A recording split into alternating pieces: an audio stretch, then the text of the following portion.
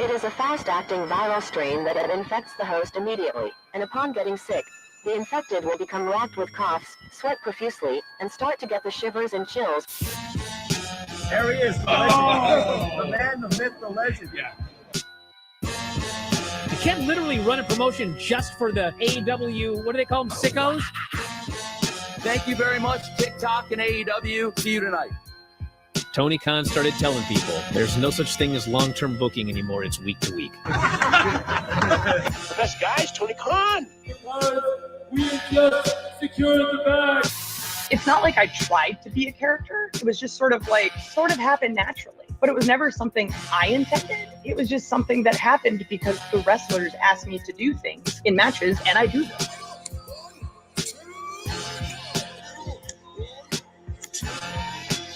If you run a promotion just for the Sickos, you're going to do 400,000 viewers eventually. Effing melts. You know that SmackDown actually went over and everything? Yeah. You know, What's the point? the point of SmackDown. What are you getting at here? That the DVRs didn't pick it up. Did they not pick it up?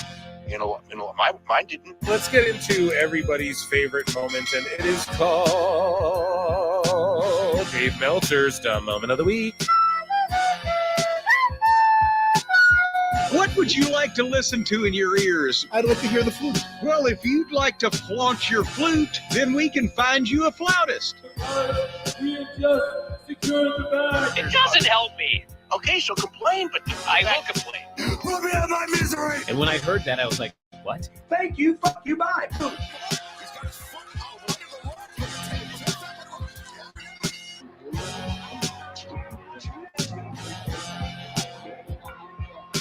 You got to run a promotion for everybody. The Sickos can be the ones that buy tickets first and spend the most money on the merchandise. Because we just secured the bag. But, like, you got to promote for everybody. Then you'll have a lot of viewers. I think we proved a lot of so-called experts. We made them look like idiots. We're not going anywhere. Tony Khan's not going anywhere. You'll also be there on TNT. You'll be in 2 places at once. You'll be around my favorite movie. Time Con. So great, Pittsburgh. It's not like I tried to be a character. It sort of happened naturally. the best guy's Tony Khan. To keep themselves safe.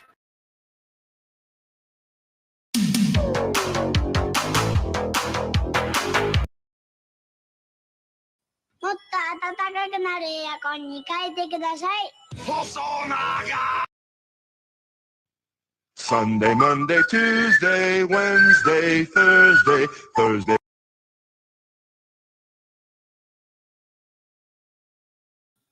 Ooh, what's happening, guys? Welcome to another eclectic edition of PWT Live Show. Yeah, I am Phil Marks, and I am not really ready. You what? But if you guys could see, it was just rapidly skipping. That's why I couldn't start the show when I was trying to there. I tried to start it like 15 minutes ago, but as I was, something's going on with YouTube where I put it on playlist and then it just skips through the playlist, like each video without me doing it, without me touching anything. It kept doing that for so long. It's driving me absolutely insane, but I'm here as hopefully folks file in. I know we're starting early again. I like to start earlier, the earlier start time, right? I think we're going to start earlier every time. I know as Dynamite gets on the air, more and more of you will appear over here. However, yeah, we're starting early from now on. I think that's the way to do it. We have a lot to get to as well. We got reviews galore. So yeah, we're going to do all of that. I haven't sent the link out to people that I want to come on the show. So it's a mess right now, folks. And yeah, for some reason it was all messing up there during the intro. So I was trying to play a few vids, wasn't working. Dummies, yeah. YouTube, get your stuff together. I'm going to bibble and babble for about 5 minutes until we can, you know, get some more people in here, share the link around, make sure you hit the like if you're coming into the video. Yeah, youtube.com/prowrestletimes. We're at like, I want to say 1,400 subs. So on the way to 1,500. And then over on this channel here, youtube.com/Pro Wrestle Clips, we're at almost 5,000. So round of applause to the PWT universe.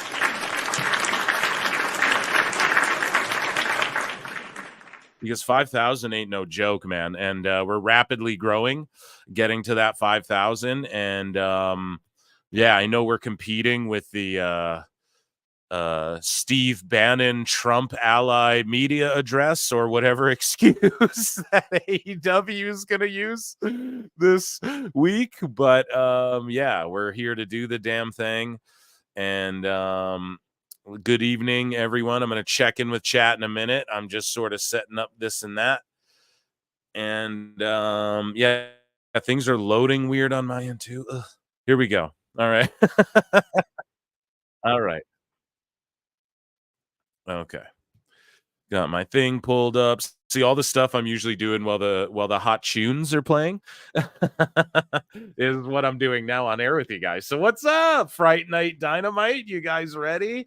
You guys can tell in the title. I could have titled this numerous things. I could have rage baited innumerable ways this week, right? I mean, Dave being right. Whoa, Phil. Oh, come on now, Phil. Bobby Lashley, which I called my last episode, I think. Bobby Lashley debut.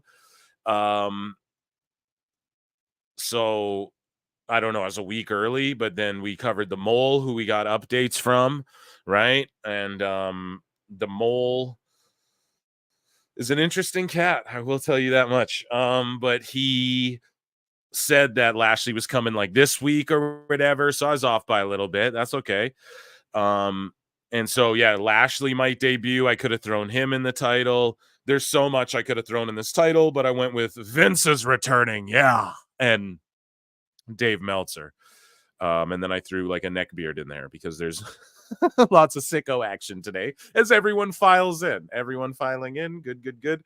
And I am going to be checking in with the chat in just a moment here. I'm going to dish the invite out. We also have Awful Wrestling responds to some haters. He's got some haters coming at him, and he's gonna come in and respond to some of these sickos. And yeah, we're gonna review some wrestling. So yeah, we're gonna give it a minute here. I'm just dishing the link out, and then we'll dive into Phil Mark's bookmarks. We'll preview the Trick or Treat AEW. But guys, as you already know, like, who really cares? It's at that point with AEW where like, who cares? Lashley shows up, okay, I'll get a little pop, but it's like whatever. And yeah, we need to focus on the bookmarks and all of the hot news, and we need to read what the Mole has to say before Dynamite goes on the air, because we talked about it on the run-in. And yeah, there is we covered it. He might be right about stuff that's happening this week. I'm inclined to believe he is going to be, largely. And it'll be funny for sure. And his goal, as the Mole said, we'll cover it on the show, but yeah, it'll be good stuff. Good times. What do we got here? I got to pull up my Dynamite thing here. You guys are hanging out. I can sing for you guys. Here, I'll go. I look and see it's not just me. Jamona. Yeah. We're going to do Michael Jericho. As we get this, I just need to get Big Bang Theory pulled. I mean Dynamite, and then so I can mute it on my screen. The lead-in is what's moreover. But yeah, guys, how you doing, chat? Let me know how you guys are doing in the chat. I'm doing lovely. I'm doing splendid. We got people mad. That's par for the course. We got people wondering. Also par for the course. We got people guessing what's Phil gonna do next. And yeah, so I hope you guys are doing well. I'm really trying to pull this up here, and I'm not joking. It's being quite finicky. This much work to get AEW on. I don't know if it's going to be worth it, folks. Just kidding. But yeah, Lashley will likely be here tonight, like And I think Private Party are going to win those tag titles, just so everyone knows, you know. I think that's the direction they're going in. And Cassidy, is going to spit like a really serious promo in that. Okay, we got this pulled up here. Excellent. Okay, let's check out chat, see what you guys are saying. And then, we got started here. So Denisha Lane, a member for 5 months. Plinian, a member for 3 months. And then Plinian is a new member as well. So I don't know how that even really makes sense, but I acknowledge me.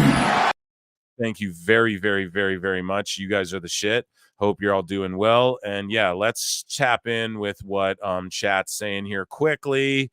Time Cop, Ichi, Ni, Sun, Da, Pete in Texas is here. We are the young. So raise your hand. You're late. You ain't hype. Everyone in the chat, 1 min. Yeah, I was a little late. Was I? Who was I? Did you see the K100 short about PWT saying Viking Go? Yeah, I made that short. That I made it. So, and guys, I got some cool stuff. I'm gonna be doing stuff with Husey in the near future, like in the winter time here, and in the tundras, and it's going to be cool, you know, and it's going to be wrestling related, and I can't wait. And shout out Husey, man. That's my friggin' guy right there. What's up, Plinian? You're my guy too. You're all my guys. We all know that. Excuses, Smarks, Lincoln Hawk, what it is. Philatades. What's the word? Starting early for the Sickos. Yeah, this is for the Sickos. We did start a little early. The intro was botched. I'm a little perturbed because of it. And it's all good, though. You dibble, then you dabble. That's right. Then you scribble, you scrabble. Sup, Jake? I was the Michael at Halloween Havoc X thing. That's amazing. All Jake's in the chat. I'll get you in here in a bit, all Jake. Craig Hensler becomes a new member. Shout him out, chat. Show him some love. Yeah, dude, you guys are all my guys. Even the ladies. More Jericho. Okay. I look and see ya. It's not just me. Yeah. Okay, so we checked in with chat. Amazing. Yeah, Alt, I'll send you a link in a bit here or something like that. We got 101 of you guys in here. Run those likes up to 100 so I don't even have to ask you later. You know what I mean? Even you haters. Get it done. Okay, we're going to dive into Phil Marks, bookmarks. Now, we're not overloaded like usually, honestly. Like, we're actually pretty tame this week, but the things that we are going to talk about are going to get their due, and I do feel like there will be, you know, we're paying attention to Dynamite more so than maybe the last couple weeks because it's like, okay, mole, you know? We might have to verify some shit. Now, yeah. Amazing stuff. All Jake's whenever you want, I'm just chilling. Yeah, so also Jake is he has been hopping on me on the Patreon. So patreon.com/prowrestletimes. We've been watching Botchamanias together. This motherfucker jumped on with me just out of the blue. I was like, hey dude, I'm about to watch Tough Enough. So we watched Tough Enough season 1, episode 1. And react, like, you know, we EFAP it. It's amazing. It's such a fun time. Go and check that out on Patreon as well. And yeah, what else? Oh, I have a pod. I'm doing a pod with a content creator in the pro wrestling space. You guys might, you guys probably know if you watch the show. Dude super chatted in and showed some love, you know? So I'll just leave it. I like to tease a little bit, you know what I mean? The sizzle to the steak. But he's a guy that you might not expect, like oh, this guy, you know what I mean? And we were going to do a pod the other day. It was just kind of late. We got it linked up for, I think, Friday night. I like the way you move. Be my baby. And then so I'll drop that Saturday night. No. Saturday morning, we're doing the watch along for... I'm sorry, guys. Crown Jewel. And then so maybe that night or Sunday or Monday morning, I'll drop with my guy who's going to come. It's a cool one. It's like, okay, you know, and you guys might be able to guess. I like to always throw it a little hint, you know? So, yeah. AEW Mole is Canadian Jericho. Yeah, it's his Canadian alter ego. No, we don't even speculate on it. It's probably Hornswoggle or something. Someone little, sneaking around back there. I'm an ass. Okay. And I'm feeling better too. Here, let's see. Did we see any of the from Shaggy Filth 73 for $2 says, did you see any of the SRS Devontae Millennial X beef? Yeah. So last live show I did, people told me about it, Shaggy Filth, right at the beginning of the show. And so I detoured and I read it and I snapped and I just started screaming. And I DM'd with Devontae a little bit, and he's literally the chillest guy ever. You know what I mean? About the whole sitch.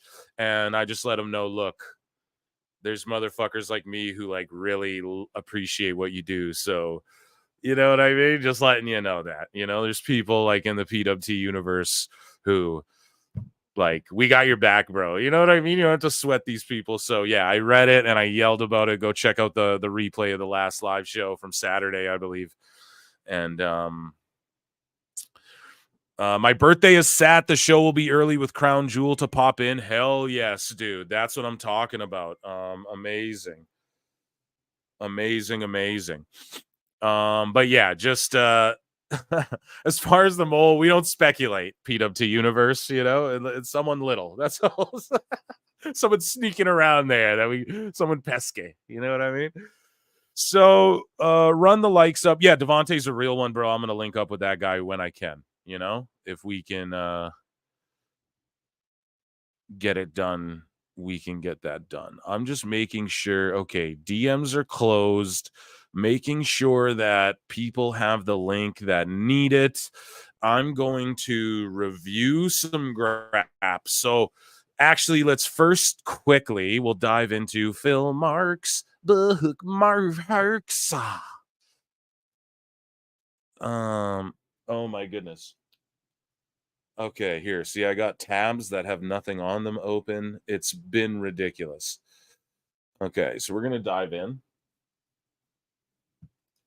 Let me see. Sorry, guys, we're all over the place. Show started abruptly.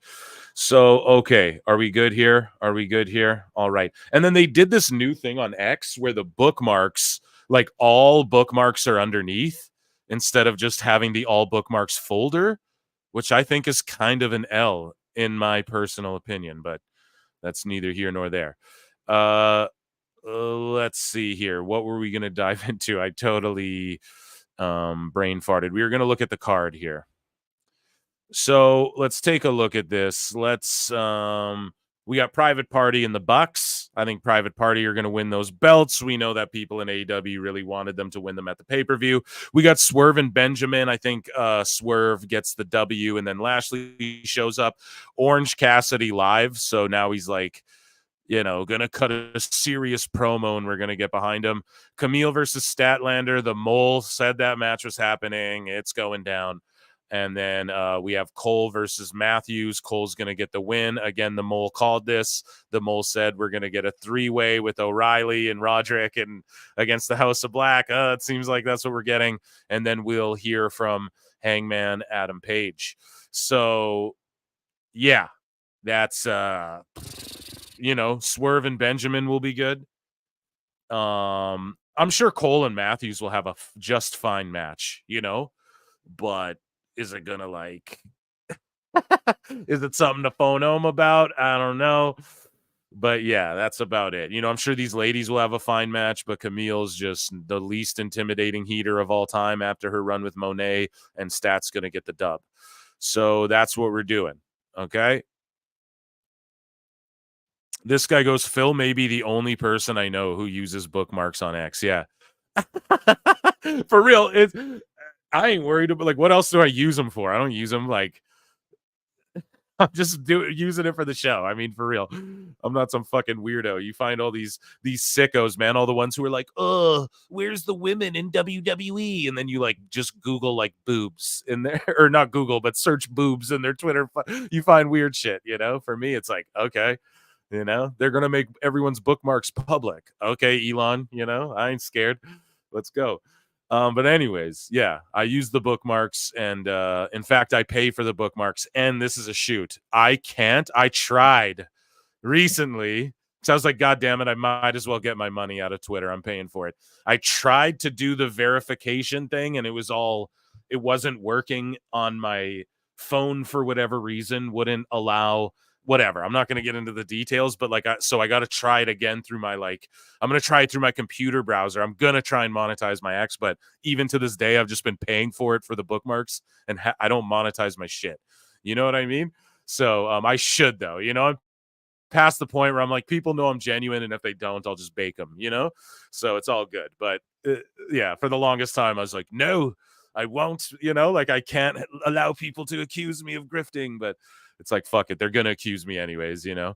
But yeah, so moving along here, that was that. Now I want to talk to you guys about NXT Halloween, Havoc, results, right? So we're going to pull up Bleacher Report, our good friends at Bleacher Report.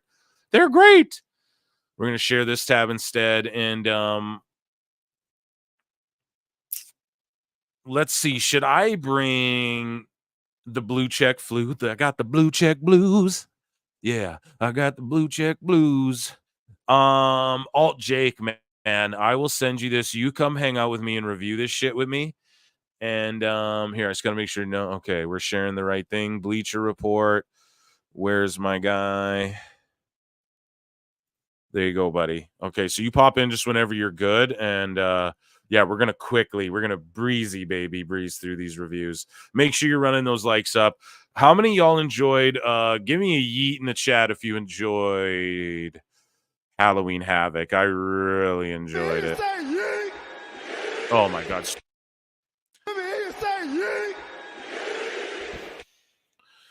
Okay, so Halloween Havoc goes down, and I really enjoyed this show. The spookiest season. It is spooky season. That's why we start the show with the Sickos. I got me a Starbucks, a vanilla coffee here, an iced coffee. Even though it's chill, I enjoy them in fall. So the North American title match, Tony D'Angelo versus Oba Femi. You had to think that Oba Femi was going to lose. That's why it's a hardcore nonsense match. All his boys are going to run out, right? Oba Femi loses. The Mole said, apparently Oba's giving his, now the Mole with WWE, we take with a grain of salt, and he acknowledged as much.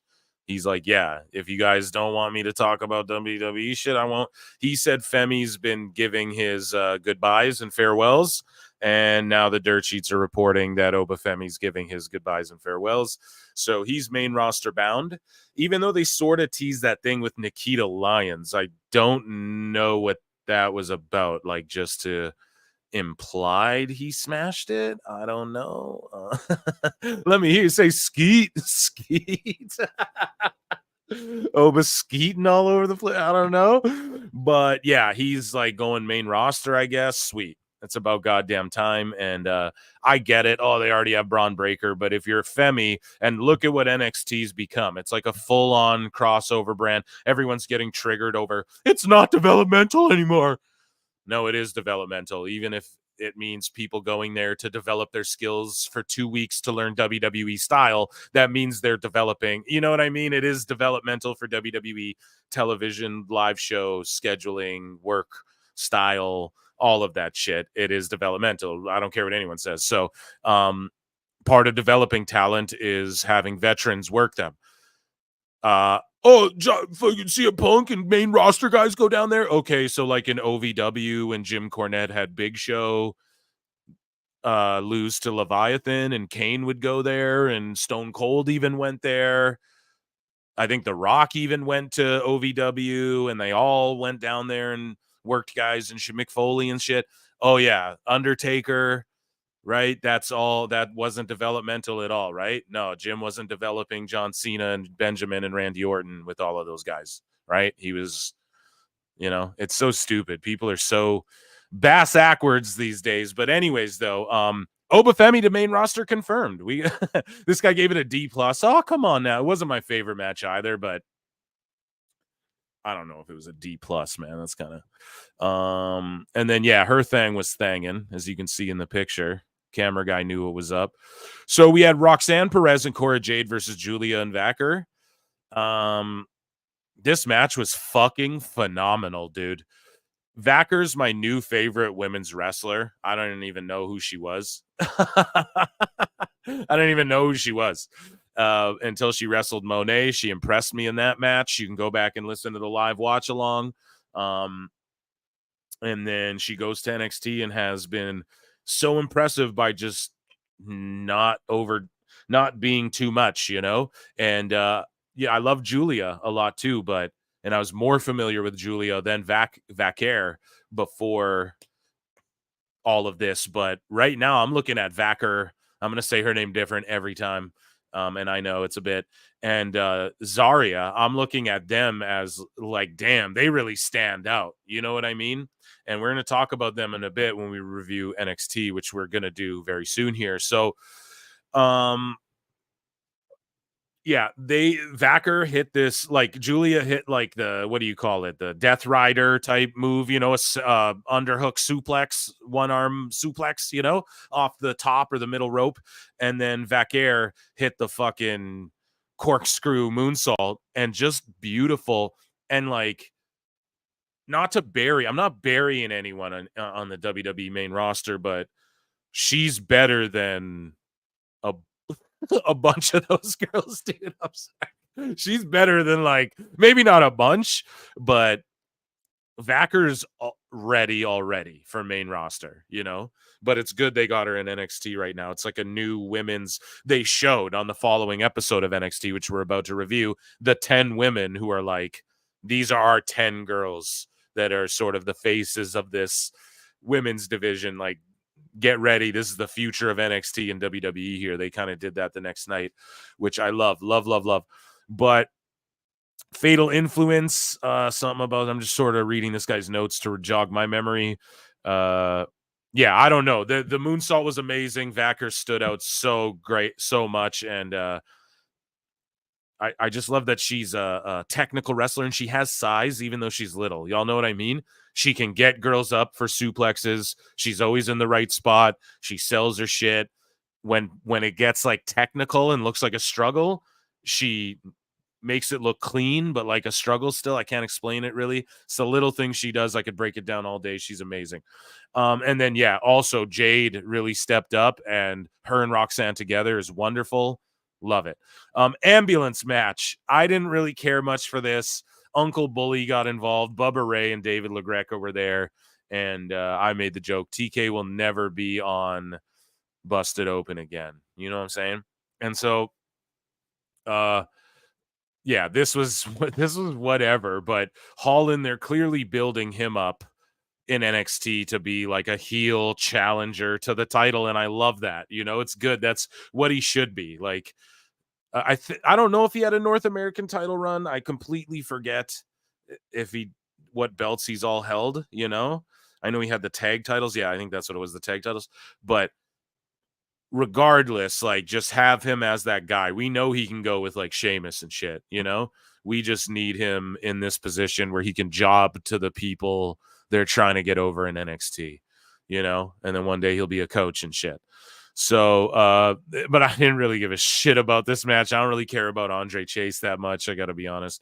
The North American title, Kalani Jordan, who I'm sold on her, like, she's over like Rover with me at first. If you guys listen back, I was like, I don't know about her. It's not hitting with me. It's sort of like that Bianca Belair thing where it's sort of gymnastic routine. Bro, she just gets it, man. She's improving, I think, the fastest of anyone in NXT right now. You know, Lola Vice was on that track for a minute, but she's sort of like not hit her peak, but she's like either ready for the main roster or not. Kalani's this new girl who's like, she's just improving so quickly every time you see her. And then and it's the little things too, her backstage stuff, how she delivers her lines. Like, she was back there with Nikita Lyons on NXT the next night, and honestly, she just is like light years above Lyons even. And I know Lyons is just being like the seductive kind of whatever. Rawr, I'm a tigress, girl. You know, I get it, but like Kalani's just, she's getting it. It's all clicking. And then they took on Fatal Influence again. I'm just not the biggest, or she took on in like it was like a gauntlet match. She took each of them on like one by one, and then Fallon Henley won the belt, and they did that to keep Kalani strong while giving Fallon the belt. And it was a smart move. It was the right move for now. Both women's champions are heels, and you need that because you have all of these amazing women that the NXT universe is cheering for. You know what I mean? You can't have like, oh, it's a babyface champ, and then she's gonna have a I respect you match with fucking Delta or whatever when the crowd wants to cheer Delta. You know, it has to be like they clearly have in mind the 5-on-5 they're building. And usually I'm like, man, you don't want to have all heel champions. Like AEW is all heel champions right now. It's an epic fail. So in NXT, it's like, okay, you don't want both of your women's titles to be on heels at all times, but this is a time where it works because you need all those baby faces that should be beating their asses, like chasing them for a little while longer. Makes sense to me. I love it. But yeah, shout out Fallon Henley. She's the standout star of that group for sure. The NXT Championship, Devil's Playground. So Williams and Ethan Page, they just have tremendous chemistry together. This is a feud we'll probably see revisited one day on the main roster. Ethan Page, I think, will probably go main roster before Trick Willie does. And I don't know, man. It's all good with me. I what can I say? You know, Trick's your champ, as it should be. This is exactly why they brought Ethan Page in, was to bring this side of Trick out, you know, showing that without Carmelo, he can still be that serious guy, cut real promos, have great matches. It's what he's done. Ethan Page deserves all the flowers. I'd say Ethan probably MVP of NXT lately. Some people might be like, hell nah, the women, maybe, yeah, but I just think like in that run, this short little going into the platinum, Ethan and Wendy Chu with the TNA crossovers. Wendy Chu's like the MVP. She had a fucking a casket match. That was the next night. Yeah, didn't even make it on the PLE, which is awesome. That they can have matches like that, you know, like on TV too, you know, they can choose like what can go on the PLE. And I called that out before, right? Hey, WWE setting it up where if they want to, they can put this one or two of these matches on the PLE and everyone will be fine with it, but they don't have to. They can put it on the shows surrounding and it's going to increase viewership and we're all going to love it because we're getting great fucking television. And yeah, so Wendy Chu and Ethan Page have been my MVPs as far as like the TNA NXT Platinum transition to the CW, you know, that's my opinion. And then on the TNA side, Nick Nemeth obviously as well, Jordan Grace as well, but now she's over here. Overall grade, this guy gave Halloween Havoc a D+. You what? Where is it? You what? Joining me on the show as well. Sorry, Jake, you were probably sitting there. Alt Jake with his new logo that I cooked up for him. Hey, everyone, round of applause for Alt Jake, ladies and gentlemen.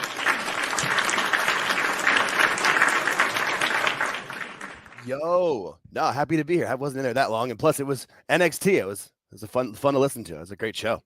I enjoyed. I don't know how he raised it a D. What the hell is that? Yeah, that's crazy, bro. That's like they're owned by WBD. They're full on hating on NXT. That's the initiative. Yeah, thanks for the logo, boss. I love it, man. It's perfect for me. No problem, man. I was glad to help. Appreciate it. Kat, do you guys like the logo or what? I'm sure you do. Okay, so back over to Bleacher Report. We have the NXT results, and we're going to skip over Raw for now. Sorry, guys. Super chats. My bad. Rabid Wolverine LC Killer 17 for $1. Buddy, you fucked up and didn't put a thing in the thing. So whatever you need me to say, I will acknowledge me. Say it in the chat. Sorry, I didn't see this sooner. I was getting my review off. Mike Saucelace for $2 says, what did you think of the pumpkin spot, bro? Amazing. And then it's splattered everywhere. Like they got so much out of that pumpkin spot.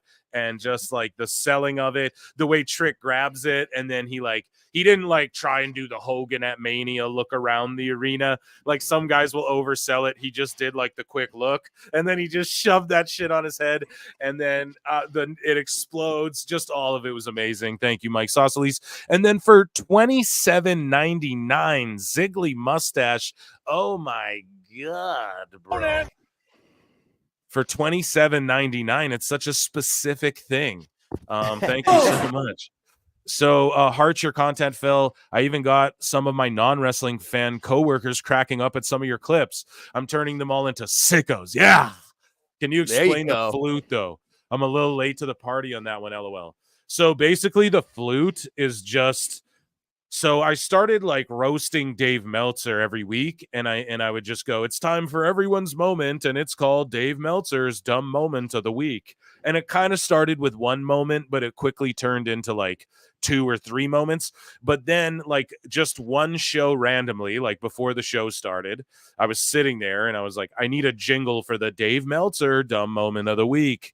And then it just dawned on me, like I heard the Harry Potter flute recorder fail sound, like in a meme or a TikTok. I don't use TikTok, but it was in like a reel or something, you know? I had heard that sound somewhere, and I typed it in, and I fucking found it like really fast. It was almost like it was meant to be. And then I was like, oh shit, I can't remember what I typed in, like Harry Potter flute fail or something. And then I just played it on the show, and immediately everyone popped. My co-host at the time popped. The whole comment, everyone popped. And then I just did it every time. And and then we associated Dave with an emoji. He can never, for the rest of internet history, that exists. So it's pretty crazy, man. And yeah, thank you for super chatting in and getting the clarification on that. Anybody new here, that's where the flute came from. You know what I mean? And it's one of those recorders. Like I had to play one of those in like grade 5. You know what I mean? They taught us that shit. And yeah, so it's just the Harry Potter flute fail. We can't see the logo good looking. Oh, here you go at the bottom there. Boom. There it is. Boom. Alt Jake with the crown right there. Whip that up quickly. And that's just like the first form. It's not even in its perfect cell form yet. So yeah, okay, gotta start somewhere. Love it. Yeah, we got to start somewhere, you know. So that's just like a basis, and who knows? When I made the PWT logo, that I was like, this is just a skeleton just to have, and then it just stuck, and it's been it forever. So who knows? You know, you never know. Hey, that's kind of like my name. I wasn't expecting to stick to it, but I'm known as All Jake. We'll take it. It's like, hey, it gets over. It gets over. You got to go with the crowd. Listen to the audience. So, Jake, you got a chance to watch NXT last night, more than likely, correct? Yeah. Yep. Awesome. Absolutely. So Wendy Chu versus Tatum Paxley casket match. I loved it. I don't care what this guy gave it a B+. Great. Wendy Chu, like I said, MVP of the TNA NXT crossovers. Let's be real. Your thoughts on the like casket match, bro? That was a ton of fun. I thought it was great. It was a great way to kick off the show. I thought, and like you said, I thought it was cool that they were able to like, they didn't have to have it all on the PLE. They can bleed it over just like on the main roster, making the shows around the PLE that bookended are still big and important too. I thought that was great. Yeah. And then, Gigi Dolan looking juicy than a goosey, you know, fucking always great to see her. Yeah, and she hosted the damn thing at the beginning, and I was like, great fit. That's actually awesome.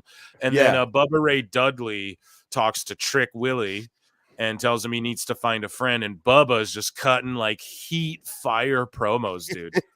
Yeah. And then it's him and Ridge are beefing. I'm sort of breezing through this, guys. But this whole night was like watching a good Marvel movie, right? It was like they're teasing legends and little member berries, but then they're teasing what's to come in the future. A bunch of heavy hitters show up. The women Avengers show up. You know what I mean? And like, it was just amazing. Like, we get RVD, we get Bubba, we get Nunzio calling the D'Angelo family and being like, oh yeah, we'll see you next week. And it's like, oh shit, we're getting the FBI. Like, he'll probably be with Big Vito and shit. You know what I mean? So it's like, the FBI is going to show up and they're going to confront the family, and it's going to be like two mob families going at it, or some other faction's gonna come out and then they're gonna like team up and whop somebody. You know, I cannot wait. Gonna have a meeting of the 5 families. Yeah, no, it's gonna be great. Dude. And then we got RVD getting involved in something. He could wrestle. Who knows? We got what else, man? Lita might be in a match. Dawn Maria, what's her name? Sorry, Dawn Marie. Sorry. Dawn Marie. And I do know her, folks. I just completely botched her name because, like, when have you seen her ever? She just shows up and is like, yeah, I'm going to be guest refereeing, you know? I remember when she, like, pulled her titties out on SmackDown. Do you remember that? Yeah. Like, that was crazy, you know? And she had that falling out with Vince because she got pregnant and then went on what she thought was maternity leave and got fired. And that was why she had so much heat with the company for so long. So this is just another, like, bridge that Triple H has rebuilt, you know? Yeah, absolutely. He's doing man. it. So I'm feeling it, and hopefully they're all like in the video games. Hopefully the next 2K is like, here's a bunch of WCW and ECW guys and shit. You know, that'd be amazing. They already kind of did that this year, but let's see, like, go full force with fucking, you know, here's a couple ECW pay-per-view venues. Here's like managers. Like, here's just like Dawn Marie as a manager character or whatever. You know, I'm so down. With them doing good, like giving flowers to their past, but like building towards the future with it. That's how you do that shit correctly, man. That's what UFC does too. They always like are looking back in their history and all of that and showcasing it and how things evolved and everything. So I love it. You know, Vince was always like, bury that shit in the past. Every pun intended, pal. But anyways, though, yeah, we're spending a lot of time on it, but fuck, am I excited for next week's head-to-head EC versus fucking AEW. You don't want to miss. PWT live show is going to be insane, and I cannot wait for AEW versus EC in the EC arena, NXT and I'm fucking excited. Anyways, though, we had the Heritage Cup. Charlie Dempsey took on Lexus King, and Lexus King had Sir William Regal in his corner. Dempsey still beat him 2 straight falls. I don't like these fucking matches. I just got to be honest. I don't like them. So I don't know. I'm not a big fan of him either. I did like how they did that though with the brass knucks and everything. I think it's cool that they're like having Lexus King show that he can do babyface, even if he ends up fake. Even this is like a, you know, like he's faking all this and he's still being a heel and a douche. He's still showing that he's got more sides. He's shown more character in his, because he came over last year in October. He's shown more character in this 1 year than his entire time at AEW. Dude, I'm so excited, man. The EC and then imagine if Joey Styles shows up. Oh my God. God damn, that'll be amazing. Yes. So Zarya took on Brynlee Reese, Zarya's debut. Fuck, man. Just a look, a presence, knows where to be. Love it, loving it, doing it. No, but for real, it's just amazing. Like what used? She has it.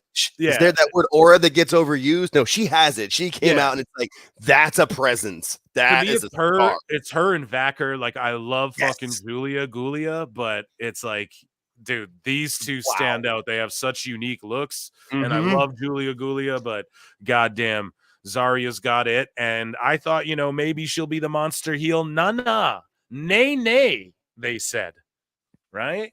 No, it's awesome. Yes, they and she still could turn, but it's so good. She still could, but for now, what happened is we get Roxanne and Cora teaming up with the Fatal Influence, and they're taking on the Women Avengers, the Juggernaut, Jordan Grace. So it's Zarya, and then Kalani runs out there, and then Vacker and Julia run out there, and you're like, who else could help them? Boom, the fucking thick mama pump shows up. The sirens hit. Jordan Grace, the Juggernaut, comes out there. They're bodying bitches everywhere. Bodies are hitting the floor everywhere. And the baby faces stand tall. Next week, ECW Arena, 5v5. The Avengers versus fucking Team Heel NXT.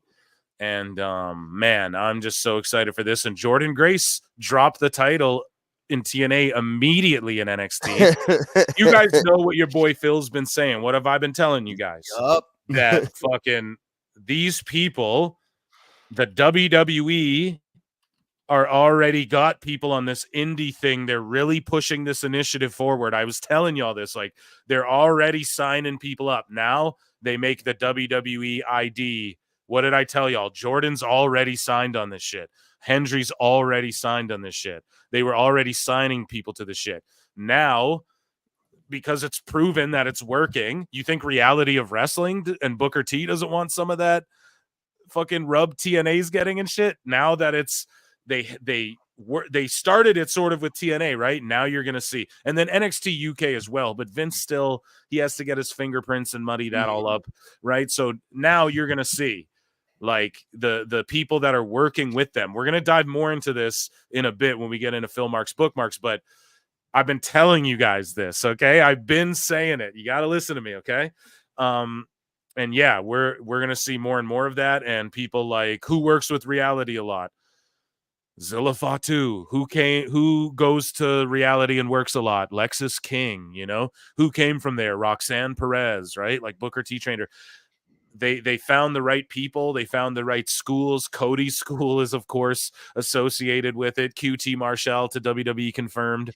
And I'm just kidding, but they're going to now they're just going to like full on partner up with these indies, quote unquote, if you will. And everyone loved it when it was Heartland Wrestling Association and OVW. It was amazing. But now that WWE is doing it with fucking actual indies that are established, people want to yell Monopoly, but they love it when Tony Khan apparently goes and gives these indies money or like they want him to monopolize. They don't want them to monopolize. It's stupid. I see Zarya becoming Rhea 2.0. What say you, Conrad? Well, I'll tell you what, Eric, you ain't hype. Thank you for $2. Yeah, dude, Zarya will be Rhea 2.0, and that's what I wanted to talk about at the end of this show here as well, or not the end of this show, but the end of this NXT review, rather. Thank you for the $2 super chat. Here, I'll leave that on screen for a minute. You know, Rhea Bloody Ripley got Rhea bloodied the fuck up in the parking lot, and that was crazy too. You saw Liv and Dom leaving, whatever. They're giving you main roster storylines to watch on NXT, right? Making it, what did I tell y'all? Sort of like the second main roster show where you're going to see people float from NXT to SmackDown and SmackDown to NXT. A little bit of Raw right now to get it pumping. But once Raw goes to Netflix, I think that'll be kept much more secret. AEW Fright Night is beginning, by the way. They have a special spooky Halloween intro that Tony McMahon paid for with his dad's money. And I can't wait to get into this, folks. But Zarya and Rhea will fucking team up one day on the main roster. They'll fucking become women's tag champions. They'll feud one day. You know what I mean? We had Kalani versus Nikita. Kalani wins, obviously. Lyons was what she was in this match. You know, I say just make her a valet. It's my opinion. Not hating on her at all. And then we had Ridge Holland and Ethan Page. They make Bubba Ray change his mind. So Bubba comes out, starts beating the shit out of people. I think because we also saw the Reverend Devon in Trick Williams' music video, which I'm going to play for you guys here. Nice.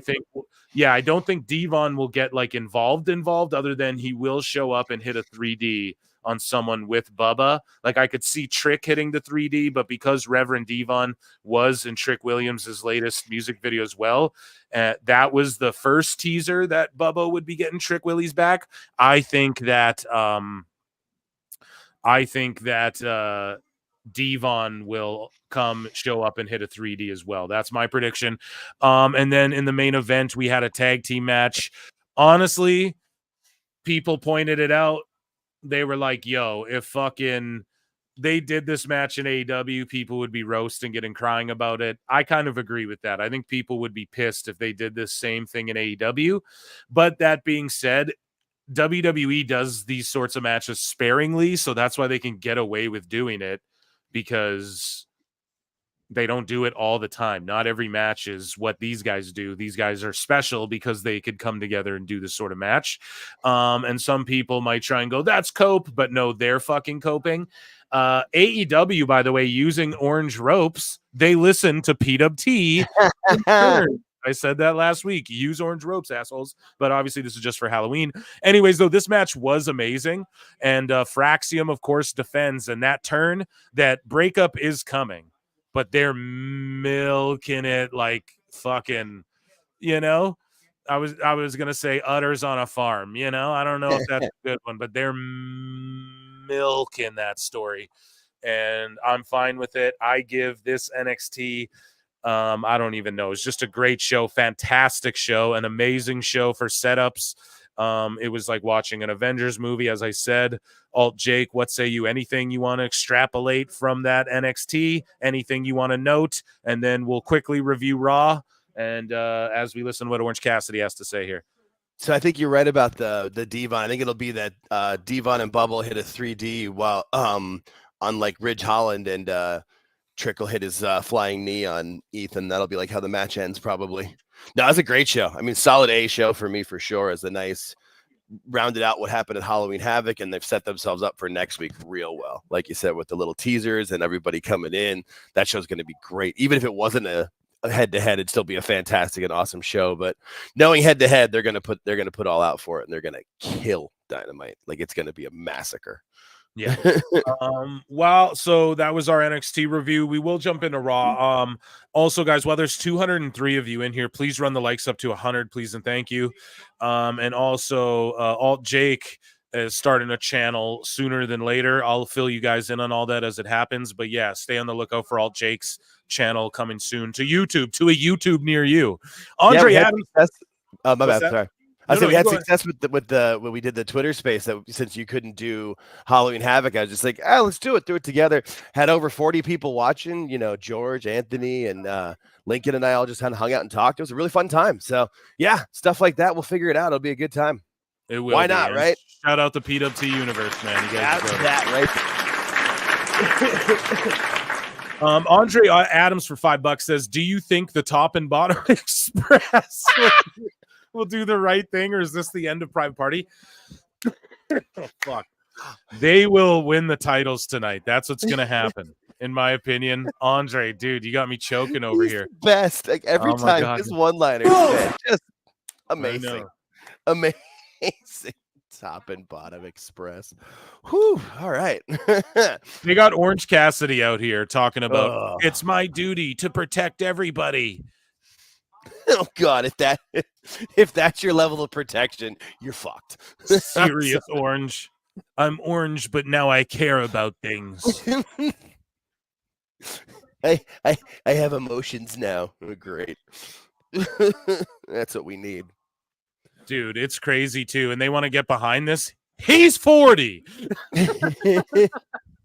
Like, I'm okay with pushing the older guys, but all the same marks complaining. Cody's 40, Roman's 30. Fucking this guy's 40. Cassidy. Ibu just had that tweet where he was bitching about Ridge Holland and Andre Chase, and what were they, 34 and 35? He's 40. Exactly. I know. Good Awful is chilling and will probably pop in later, maybe. Nice. No pressure, Awful, if you don't want to. We're covering Awful's interactions with some sickos tonight on the show, so he's welcome to hop on, but if he's busy, that's cool too. Much love to you, my guy. 65, I thought you were 70. Just kidding. Here, I'm trying to listen to Orange, guys, but it's hard because it's just like not serious. I see a girl in a Pikachu suit who could fucking tap him out easily. Oh, man. I no longer have a backpack. I have a man purse. It's a satchel. I wear dark colors. And look, I have my man bracelet on like CM Punk. And then he ends this, I'm very serious. I'm going to take out Mox. And then he ends up by going, and I still don't need a catchphrase. Bro, you're fucking cringe. I'm so sorry. I'm so sorry. You're cringe, bro. That is cringe. Plinian pixel art for $7.19. What? And we have Daddy Magic Taste. This is maybe the world's worst commentary team. Excalibur, Shivani, and Daddy Magic Taste. Oh, God. Plinian for $7.19 says, is Cassidy in the Bucks camp or is he just doing his thing? Orange Cassidy is in the Team AEW camp. You know, do you mean like IRL? That's what I think he means, yeah. He's in Camp Khan. He's the fucking Khans love him. Shad Khan and Tony Khan love Orange Cassidy, bro. So it's not even about the Bucks. It's about like he's Tony's buddy, you know? And if you're Tony's buddy, that even puts you above Bucks buddies. So like pause. Hold on, Diddy. Get out of here. No, but like Bucks buddies, like Colt, they'll still get sent to Ring of Honor, but they'll be kept around like in some capacity, you know? Get a backstage job or something. If you're in Camp McMahon, bro, that's for life, brother. You know what I mean? Unless Guaranteed you're Jimmy TV Jacobs time every week. Yeah. Unless you want to like even Jimmy Jacobs is under good terms with them, but he quit because he was quote burnt out. He went and worked for Maple Leaf immediately. AEW's funding Maple Leaf Pro. So was he really burnt out, or is he just like, I need to get the fuck out of here? You know what I mean? Okay, Adam Cole Baby's coming out. See, this is a big show, guys. We are going to lock in on some of this. We are going to talk about Raw, though. Don't worry. But I just want to like give some comments on Adam Cole, see how he looks back in the ring. And yeah, let's see it. Are you excited for this match? You're all Jake. I mean, sure, why not? Are you an Adam Cole fan? Like, were you an Adam Cole black and yellow guy? Yes, absolutely, I was. I mean, the AEW run's been the AEW run, but I was absolutely a fan of the Undisputed Era and NXT Black and Gold. Is Justin Roberts dressed as Pee Wee Herman? He's dressed as Pee Wee. All right. Andre says, yeah, Cassidy is part of the PWG crew. There you go. See, I wasn't even fully aware of that. So doesn't surprise me, but yeah, I didn't know it either. I honestly didn't know who Cassidy was until like right before he was in AEW, and people were like, oh, have you seen this Cassidy guy? It's 10 Canadian. The exchange rate dropped. Damn, bro. Thank you. Plinian's got it down to a science, man. This is a smart cookie. You got to look out for.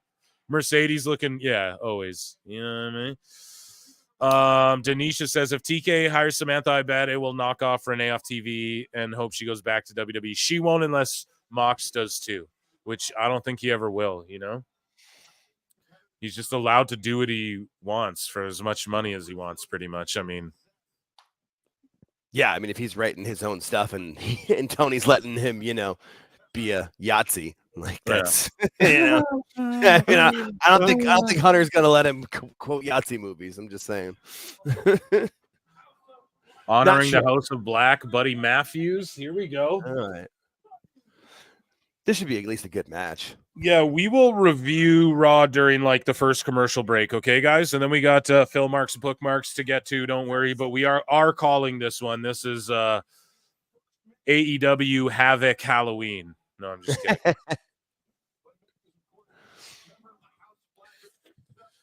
Awful Wrestling has joined the show here, ladies and gentlemen. Nice. Round of applause for Awful Wrestling. Awful, what's up, my guy? Hey, man, can you hear me? Yep. Yes, sir. Hey, what's happening, Alternative Jacob? What's going on, my man? Not much, buddy. How you doing? I'm doing all right. A little tired. Long ass fucking day here. Fair enough. Yeah, how you doing, man? You we saw you getting into it with the Sickos online there. Oh man. Listen. First and foremost, I want to thank AEW Neckbeards who gave me that idea. And there was like an hour where I was just like, I shouldn't show this shit. Like you know how you go through that fucking crises of like conscious when right before you make a tweet or whatever, you're like, should I? Yeah. Should I? And Neckbeards was like Darth Sidious. It was like, do it. Yes. Let the hate flow through you. Yeah. But so we got this guy. Mad Flavor Magoo says, it's funny that these virgins are trying to roast Awful Wrestling for being what? An adult guy? Dude looks the most normal out of all the idiots that we've seen before, unlike these prizes. So I guess these are the guys coming at you or whatever. So I bookmarked that. And And then you said, I appreciate this, Dabber. However, this will be the last time. Sorry, you can read it if you want, but you're like, this is the last time I give any of these jealous tools any attention. They hate me because I don't like some shit company they don't even watch. And they're probably not even watching now. That's the sad part. Yeah. You know, I've got a challenge for these fucking nitwits. I got a simple challenge. You ain't got to show your face, okay? You can show your fat pot belly. But on your fat pot ass belly, I want you to show me some merchandise from AEW. Show me that Orange Cassidy shirt. Okay? Show me that AEW. I'm wearing one right now. I'm literally wearing an Orange Cassidy shirt. It's got a spaghetti stain on it. Let's go. How gee. But anyway, yeah, I do yard works in the shit now, bro. It was a top team. That's what I'm saying. You use it as toilet paper or a rag, but you're not wearing it to the mall. You're not going out on a date with these things. So this is the whole thing. Like, I'm not trying to show my body. I'm not trying to be a show off. That, in fact, this tweet's going to go away in probably the next 2 hours. Fuck yeah. But that's the challenge to all you AEW knuckleheads out there. Show me a picture of some sort of merchandise. Show me your ticket stub. I kind of offered that challenge about 7-8 months ago. Show me your ticket stub. Show me that you're invested in this company. Okay? Don't just talk the shit. Be there. How about that? All right? How about that? The stadium tonight is 25% capacity. Okay? Because I was working so hard, I wasn't even able to tweet that shit. But yeah, 25 capacity tonight. They're in a 13,000 seat building. Isn't it 19? I thought I looked up 19. No, it's 13. 610. Okay. And here we have one of no one here. There's like how many people here at this show? Right. It looks like Universal Studios audience. Yeah, it looks like fucking. It is a scary movie here tonight. Yeah, so fucking dark, decrepit hallways. You got to sneak around this bitch. The evil tarp invades the arena. Run, don't walk from the tarp. But yeah, that's the challenge. And you've heard it here first. And that's all I'm going to say about this whole debacle, this whole nonsense. Thank you, Auntie Wrestling, for letting me play 4D chess on your dumb ass. What did Auntie say? She's like, ew, awful wrestling. So this all started because Auntie fucking took a picture of you from last night's Toonie Talk and was like, ew, awful's some old guy who hates AEW or something. And sorry, your thoughts on that, I guess, and Auntie. Listen, man done admitted already that he has a legal satellite. That's not my tweet, that's his. Okay? That's not my tweet, that's his. So he doesn't count the ratings because he himself is not counting. He's not counted in the whole thing. I'm talking about all Auntie Wrestling. Yeah. So this dude, man, guys. The chat doesn't realize he's a dude. Yeah. Yeah. So Uncle Wrestling, who lives out in the mountains of Pakistan, apparently, he comes out here and he does this tweet that gets him some play, gets him some impressions for the day, talking about like these are the AEW's biggest haters, the IWC AEW biggest haters, or some dumb shit like that. Yeah. And my name's on it. Me okay. Too. Okay, and your name was on it too. Yep. And Julian Weeks and a couple other people. I ignored that shit. Then just yesterday, apparently, he made another tweet that got him a lot of traction. So what he did was he made 3 tweets specifically about me and Julian Weeks and Marvin Movie Monster. And the bottom line is that he brought this all on himself. No. The thing that he did was he took Toonie Town's Wrestling's screenshot of me and then plastered that all over the internet as if I was supposed to be scared or something. And he's talking about like, why are black guys always, having something to do with Triple H? Like, why did he always stand for Triple H? Motherfucker, I don't post anything WWE. And when you guys do hear me talk about WWE, it's just as critical as I would with AEW. It's harder to critique because they're doing so well right now. But damn, if my account was around here 2 years ago, you would have heard some shit. That's for damn sure. Yeah. But anyway, no, absolutely. Auntie brought this. Auntie brought this all on himself, and I'm not even trying to go there. You know what I mean? I'm not even trying to do Well, this. I was going to ask you why did just like a motherfucker for me? I was going to ask you why did Adam Cole have to catch strays? Yeah, because in the first people were sending me DMs, hateful DMs, like and actually putting it out in the comments, like won't you show yourself, man? Won't you show yourself? I had no interest in that shit. The only way like I you were wanted to talking Adam Cole. No. It was Michael Cole actually who I replaced in the picture there. Oh, So, right. I got that in here too. So if you guys want to see, I think I bookmarked that too because I thought it was funny. But Michael Cole and Adam Cole right here. Yeah. So this was the post. If you guys can see that. Yeah. And as being a parody comedy account, Adam Cole is allergic to weights, it seems. Now, I guess you guys want me to put the 3 crying or 3 laughing emojis to make it all feel palatable for you weaklings out there. Right. But, I mean, this is what it is. I know. I'm catching that too. Trust me, I was definitely going to talk about some other shit like tonight's Dynamite. But go on. I'm sorry. This is what I was talking about in the private chat there, bro. Like, I'm not trying to bulldoze your show. Well, you're not bulldozing, bro. I was going to cover this shit anyways. I'd rather you come in here and speak your piece and take your time to say what you need to say, bro. You know what I mean? My bad. And if you guys are watching the Dynamite show, Adam Cole tan literally matches the fucking orange ropes. But yeah, so this all started, I guess, from this. And Adam Cole catching strays. But damn, Awful, you looking pretty fucking cute there, my boy. What's going on? Yeah, looking like a little chocolate snack. You know what I mean? What's going on? Oh, yeah. Hey, you know what?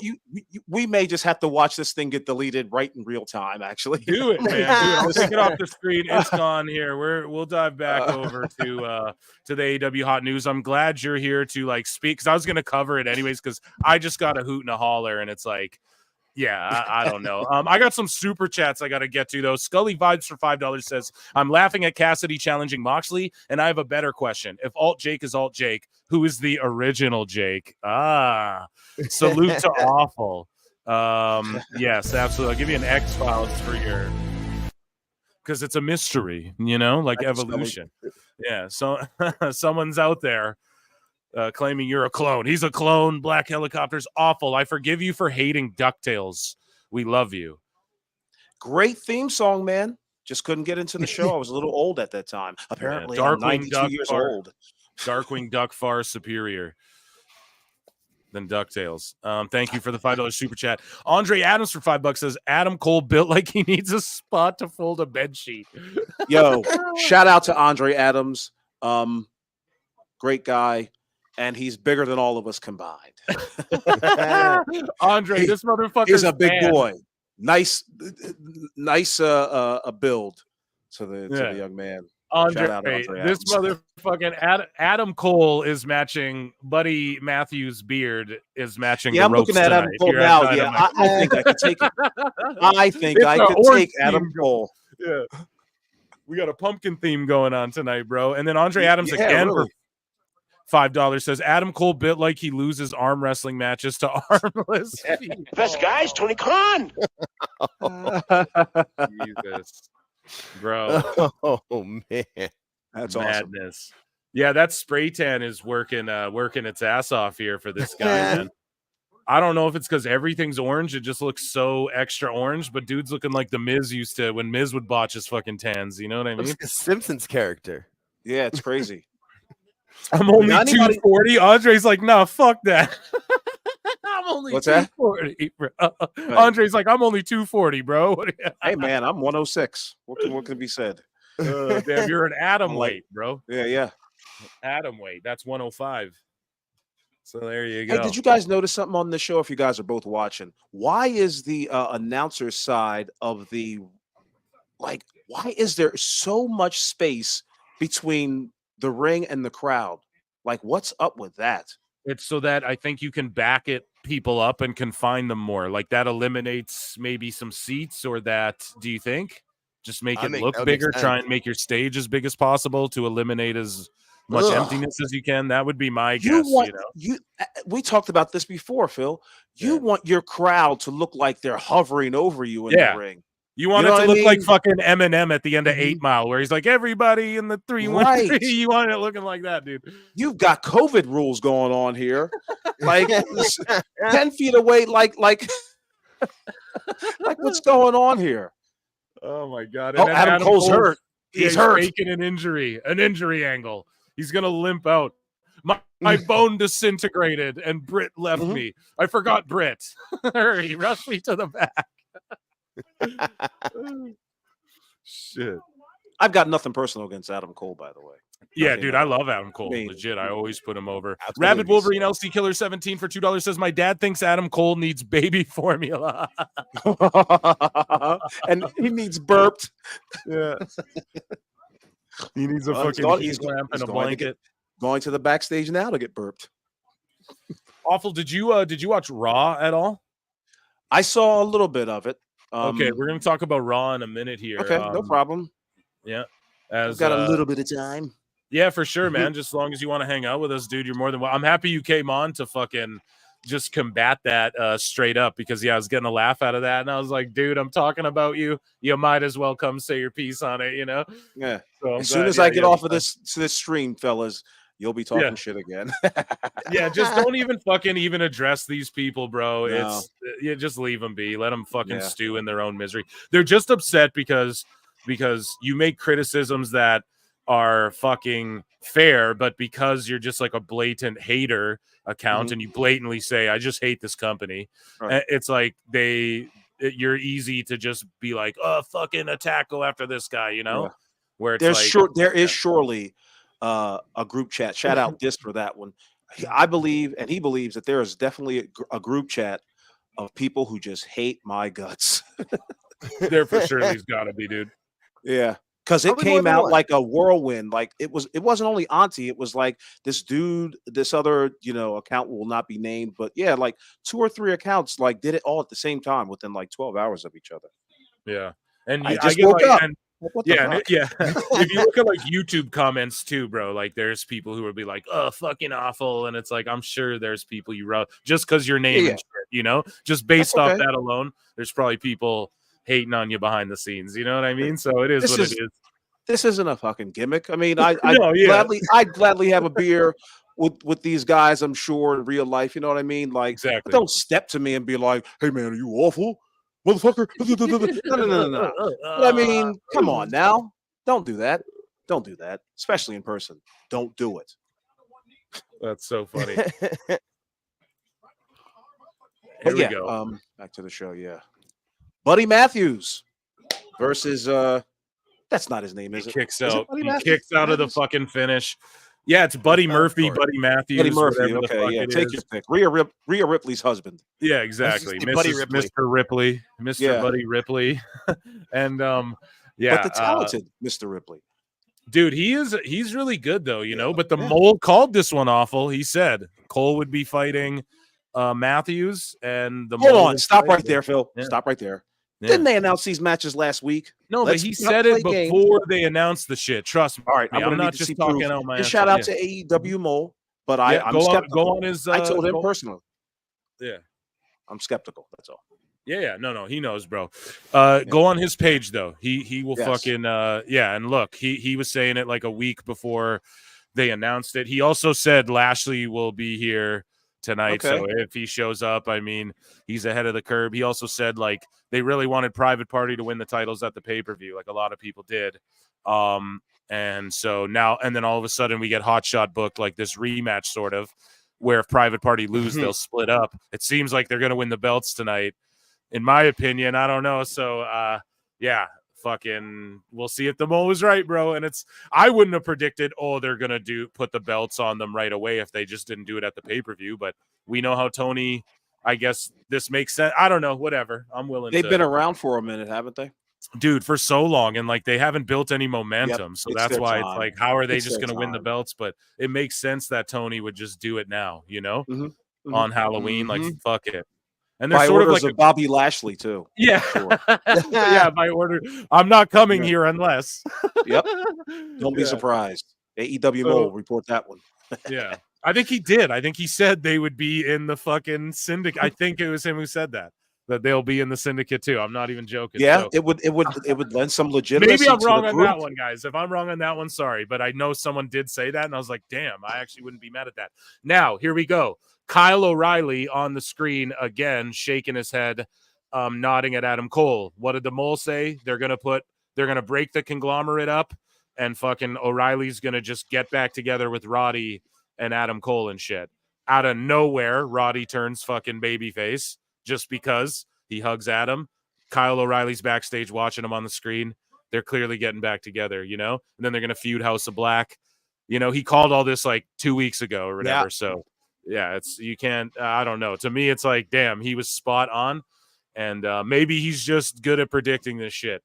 You know, who knows? But I don't think so. And yeah, I don't know. I don't even want to speculate on who the guy is anymore. But Awful has a spin-off hater account. He's super over. Yeah, we covered that on the show too, Awful. Like, you triggered a guy so bad that he made a whole Awful, but like a WWE FUL account. So that shit is hilarious that you triggered someone that badly. And he was like going at you on X, and it's like, damn, Awful fight, you know?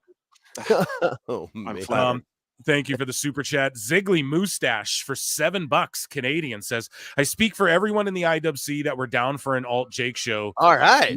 Will blow Sean Ross McSnowman out of the water. No White Claw. You what? Ziggly. Yeah, dude. Well, yeah, alt Jake is gonna come in with some hot takes. So yeah, trust the process. It'll all come. And yeah, I'm helping him out with that. And just keep a lookout for his channel. I'll plug it here soon. You guys already know. And on Patreon, we've been doing some shit too. We watched the whole first episode of Tough Enough.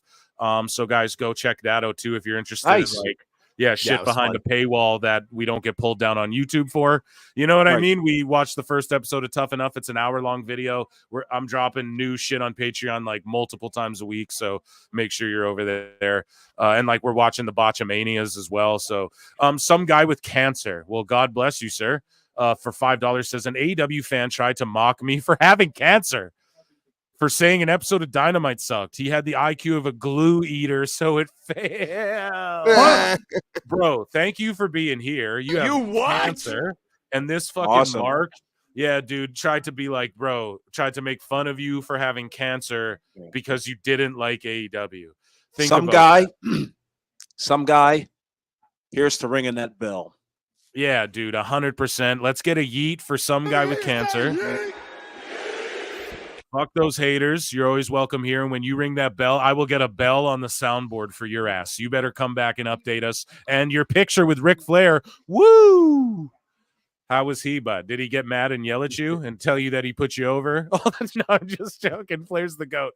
And then Andre Adams for $2 says, Jack Perry drinks White Claw with his pinky. That's great. Yeah, dude. Y'all saw the Chris Jericho grape is Jericho. Oh my god. He's got his own fucking seltzer brand, and yeah, everyone was making the jokes like the G's gonna be yeah. Yeah. To quote Lil Wayne. Oh my god.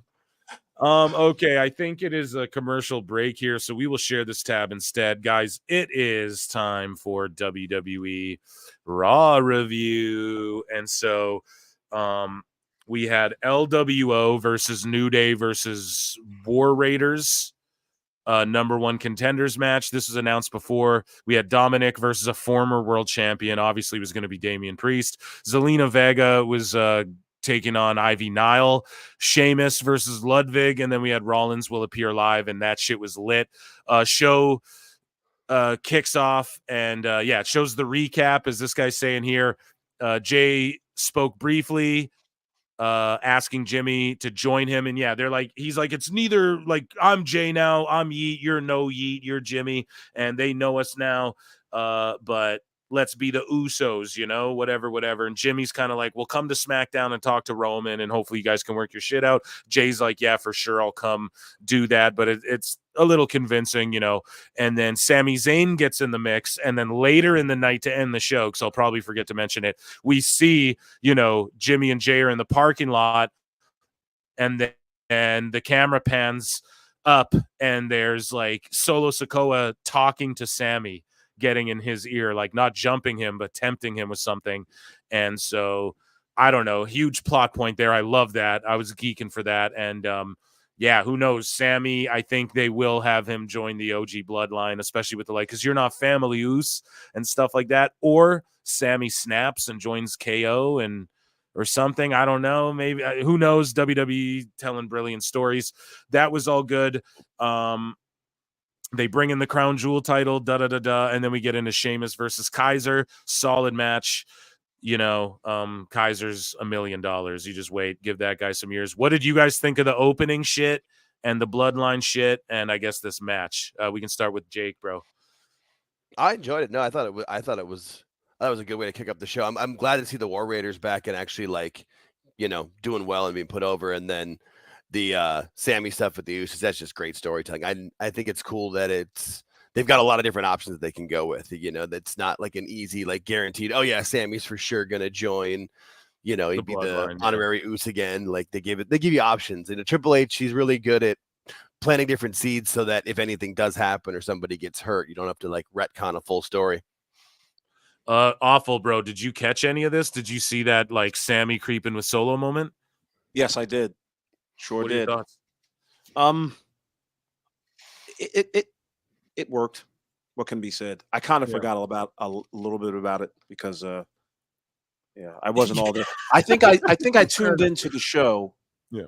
I think when shit. The days are blur, bro. Sorry, guys. No, don't be sorry, man. It's not happens. Yeah, I think I did watch. Oh yeah, I do remember Zelina Vega versus Ivy Nile. Okay, there you go. Yeah. That's when I started watching. Thank you, Phil. Thank you. No worries. But that was a good match. I liked it. Yeah. Damn, it does nothing for Zelina Vega though. You know. Yeah. What did you think of like Buddy holding up that sign, pushes Zelina, and then she goes in there and just does a quick job, kind of to Nile. I mean, you know, but I like these two factions feuding. You know, I'm down with it. It's good, clear heels, good, clear baby faces. And I like Dragon Lee and Ray together as a team as well. And yeah, I'll see Zelina doing whatever she's doing all day. Yeah, and then we had the New Day and the War Raiders versus LWO. This was again what it was. The War Raiders, though, they get the win, and yeah, they're like it's the stripped down version of the War Raiders and stuff. I'm all good with it. You know what I mean? I wasn't overly. I'm just interested in the New Day stuff. Moving along here to what went down. A Priest took on Dominic, and I believe what was the main event, though, right? So, yeah. I thought it was obvious it was going to be Priest, right? A former world champion. Priest is feuding the Judgment Day. He hasn't got his hands really on Dom yet. He has, but like, you know, and then Dom gets the win. I saw someone tweet something out there like where Damien's shocked sitting there after the win, and then Dominic's like got his arms up in the air, and then someone posted a meme like, when your little brother finally beats you on fucking like when you're whatever, I can't beat you in Madden 08. When he beats you in Madden or whatever. Yeah, dude, that's hilarious. And it popped me so hard whenever that meme was. Shout out whoever made that. And yeah, Dominic, I don't know, just a decent little match. But I thought this show was awesome, and we did skip over this. Seth also walks through Gorilla, and then or whatever the fuck. He gets into it with Bronson Reed. They're backstage brawling. They're jumping off semis. Whenever Bronson Reed's on TV, he's like my favorite thing every week. I'm just can't wait till he shows up because you know shit's about to start falling and breaking and exploding and shit. And so him and Rollins are just continuing the Reed Strowman destruction stuff, and I'm super into that feud. And I like that Rollins is being a little more serious with it. You know what I mean? But yeah, sorry, Jake. What were you? Go ahead, Jake. I'm sorry. No, I had nothing else. That was good. Oh, yeah. Go ahead. Can I say something about the Dominic Mysterio Damian Priest match? Absolutely. In my observation, it seemed like Damian Priest came off like a heel by the end of that. He was whipping the hell out of Dominic Mysterio with the chair. And if I could hear correctly, I'm an old man, remember, but it sounded like a lot of people in the stadium were booing. If you go back and listen one more time, like to hit him with it, but maybe. Could Interesting. have been like a split because it wasn't definitely allowed. There wasn't a loud chanting with it, but I see Right. what you mean. I think if it was anybody but Dom, you absolutely would have been right. So- but I think with Dom, So it what I couldn't- mean, yeah, exactly. What I mean Yeah. is like Dominic gets over on Damian Priest. Right. Damian Priest attacks Dominic Mysterio because he did what? He won. So Mhm. that's kind of like a heelish thing to do. It is. I yeah. think the crowd caught on to that. Maybe it's just me, you know. Yeah, but, no, I think you're right about that. yeah. Yeah. It felt And weird then he too. brought in a chair. I and know. then hit him with it. Like he was going overboard, I think. I don't know. Right. That And was like it's not okay the if greatest Rhea thing. does that to Dom because like that's his comeuppance for breaking her Right. heart and all that. But yeah, you're right. With Priest, it's like, come on, dude. You know, you can't just you can't slaughter him here like a heel would do. You got to just take the roll up, let him worm out of the ring. Right. But yeah, I agree with that. But hopefully they course correct, or maybe that was intentional and they're planting a little seed, dude. Who knows? Yeah, true. Yeah, Maybe Because trying to get Dominic some sympathy. Well, Gunther's kind of going heel. Babyface. Pardon me. Is he not? Like he's kind of being babyface. So it's like maybe they need like a couple tweeners for now. I have no idea. I don't like that tweener shit. You think he's trying to go baby? I don't know. Like maybe they're like, hey, listen, Damien as the baby's not what we thought. Let's go with him heel, and or maybe I don't know. That'd be too quick. But Gunther's kind of. I could see him and Ludwig eventually splitting up like sooner than later, you know? For some reason, I just have that feeling like Yeah, but that's normal. We see that happening all the time. right. And I think People now Gunther coming out becomes the ring a without him. because like if I don't know, I predict like Goldberg's gonna fucking spear Cody at Crown Jewel, and then Gunther's gonna get Gunther, and then Cody's gonna win that Crown Jewel belt. You think Goldberg's going to be involved? Maybe, yeah, because I just don't think WWE would have done that shit with Goldberg in Atlanta if they weren't going to do something with that at Crown Jewel. You know what I mean? I guess. Or like maybe right. not Crown You're Jewel, right. but You're after. right. Like, why would WWE's not just doing shit because? You know what I mean? There's everything's planned. I think so they'll do something. I just don't know if it'll be at Crown Jewel, but I think that's going to happen sometime, probably before the end of the year. Maybe like, what about Saturday night's main event? Ooh, you keep forgetting about that. Like that's coming a up better in call. December. Yeah, see, like that's actually a good idea. That show is like they're going to put a lot into that. That show's going to be fire. I keep forgetting about that. When is that? December whatever. 14th. Whatever day. I believe is the date. That's the date that shuts out to my head. Let me put. I got a calendar right here. That is a Saturday. So yeah, I think it's December 14th. Is that? That would make sense too, because that's like 2 weeks after. It's NBC and Peacock. Oh boy, NBC and Peacock. I think it's on regular NBC, like actually like broadcast. Yeah, and then it'll simulcast on Peacock. That show. Oh yeah. Yeah. Well, I think it's when gonna that be fucking on, music like, hits too. Oh, I can't wait. That's gonna be so much fun. Every time I see that commercial, I just like turn into like a 9-year-old. It's so great. That freaking Animotion music. It's so great. Yeah. Awesome.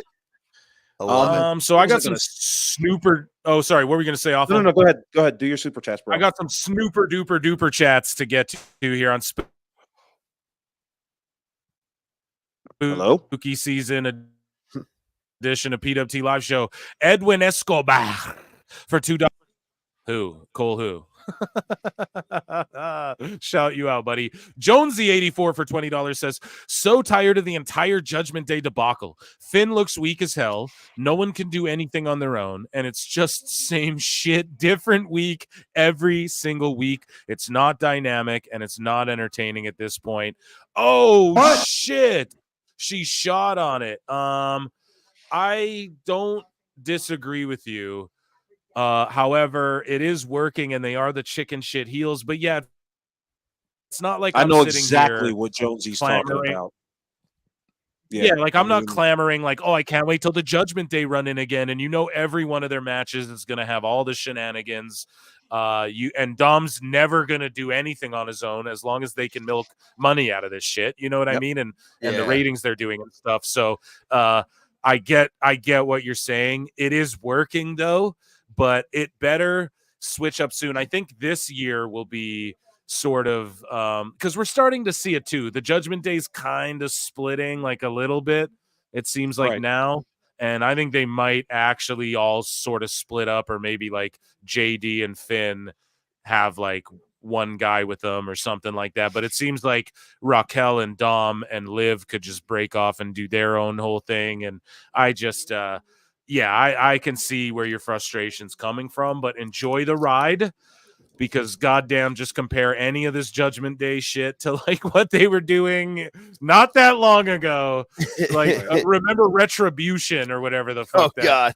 You know, with Mustafa Ali and all that. True, Just thank yeah. God we're not dealing with that. And it's actually We try like, not to remember that. We in the try our best territory not to days, remember. bro, they'd run these fucking chicken shit heel groups right into the grave. You know, they'd run them right into the side of the mountain. So just enjoy it for now. But yeah, I get it. And the Liv and Rhea stands are going at it hard, Jonesy. I don't know if you're like one side or the other, but man, they are the worst. The Liv and Rhea stands, man, they're going so hard on each other.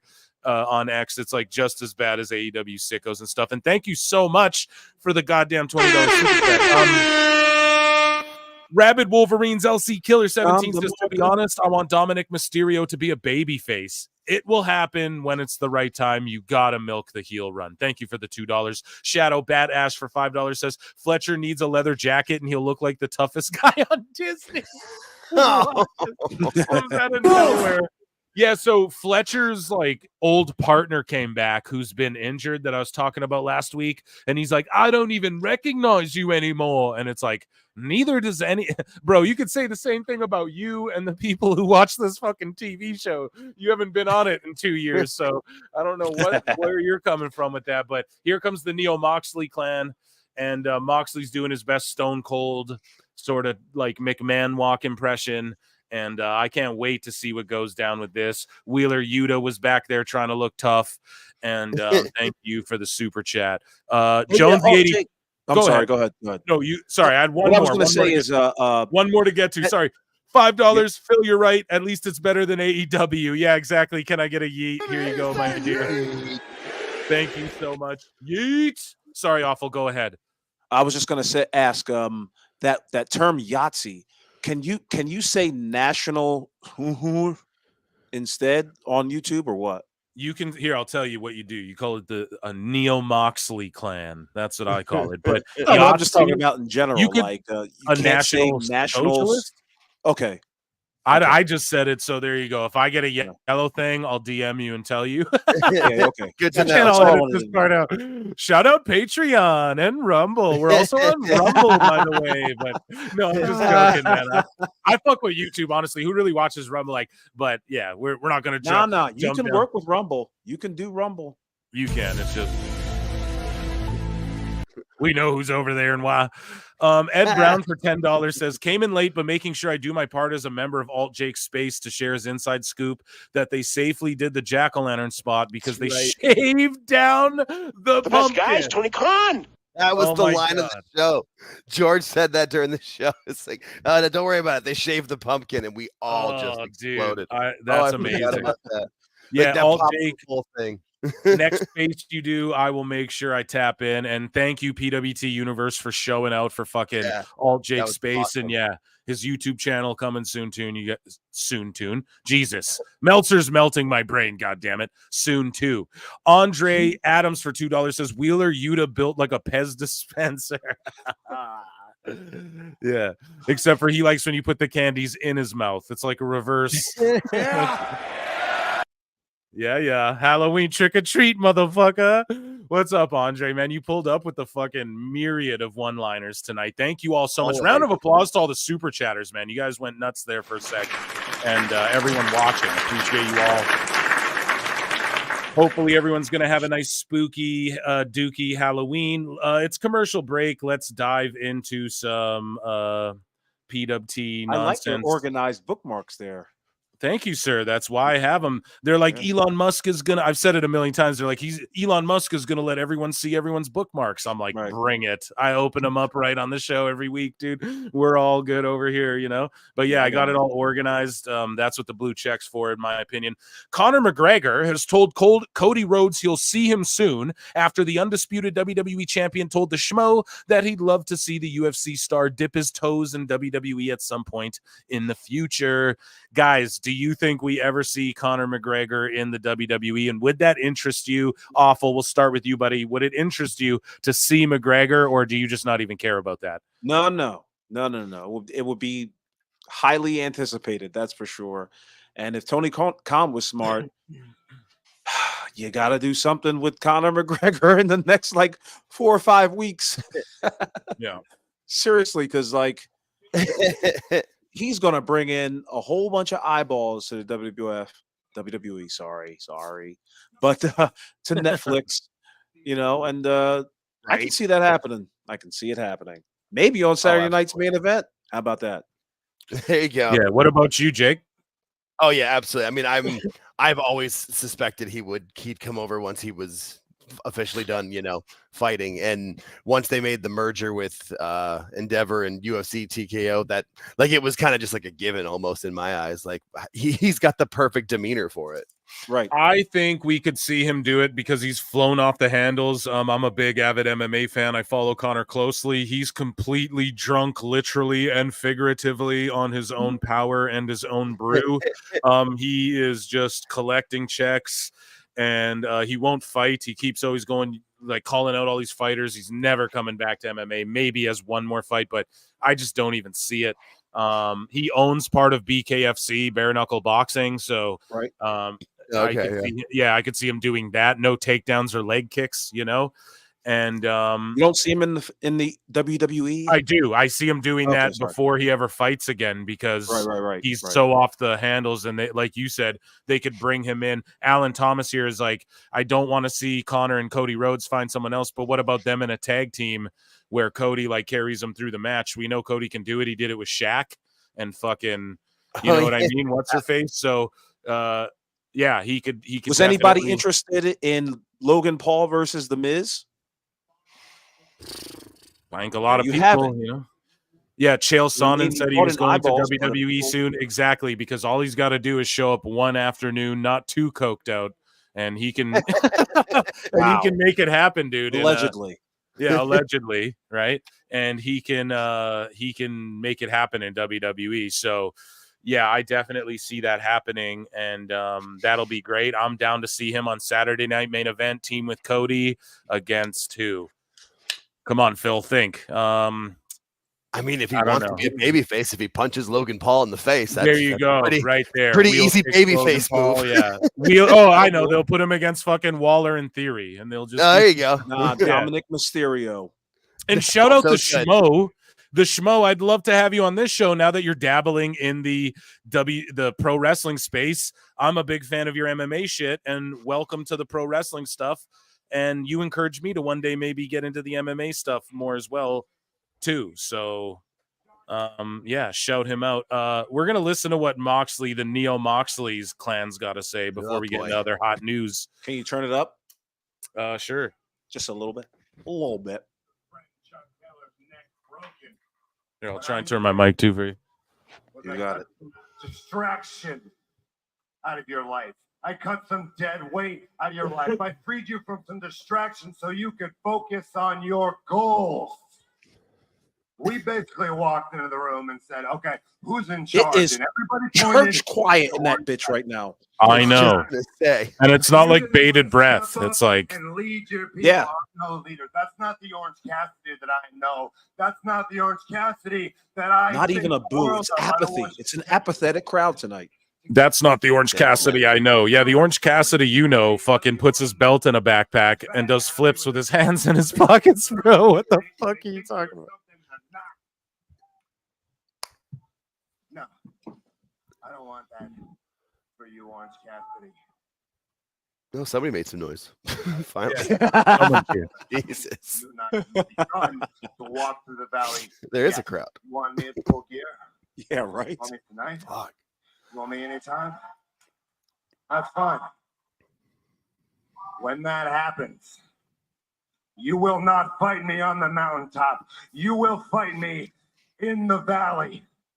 You better be ready to die in that valley, because believe me, this valley right here is the valley through the oceans, far and wide.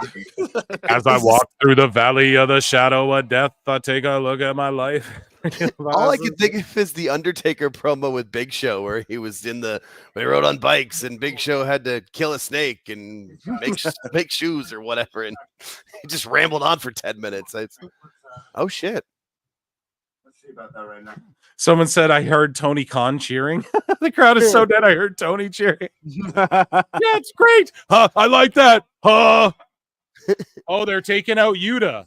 The only Yuta's the only guy of mixed race in the crew too. I was just about to say, no lie, Phil. I was just about to say, God, bro, that Wheeler Yuta has a look.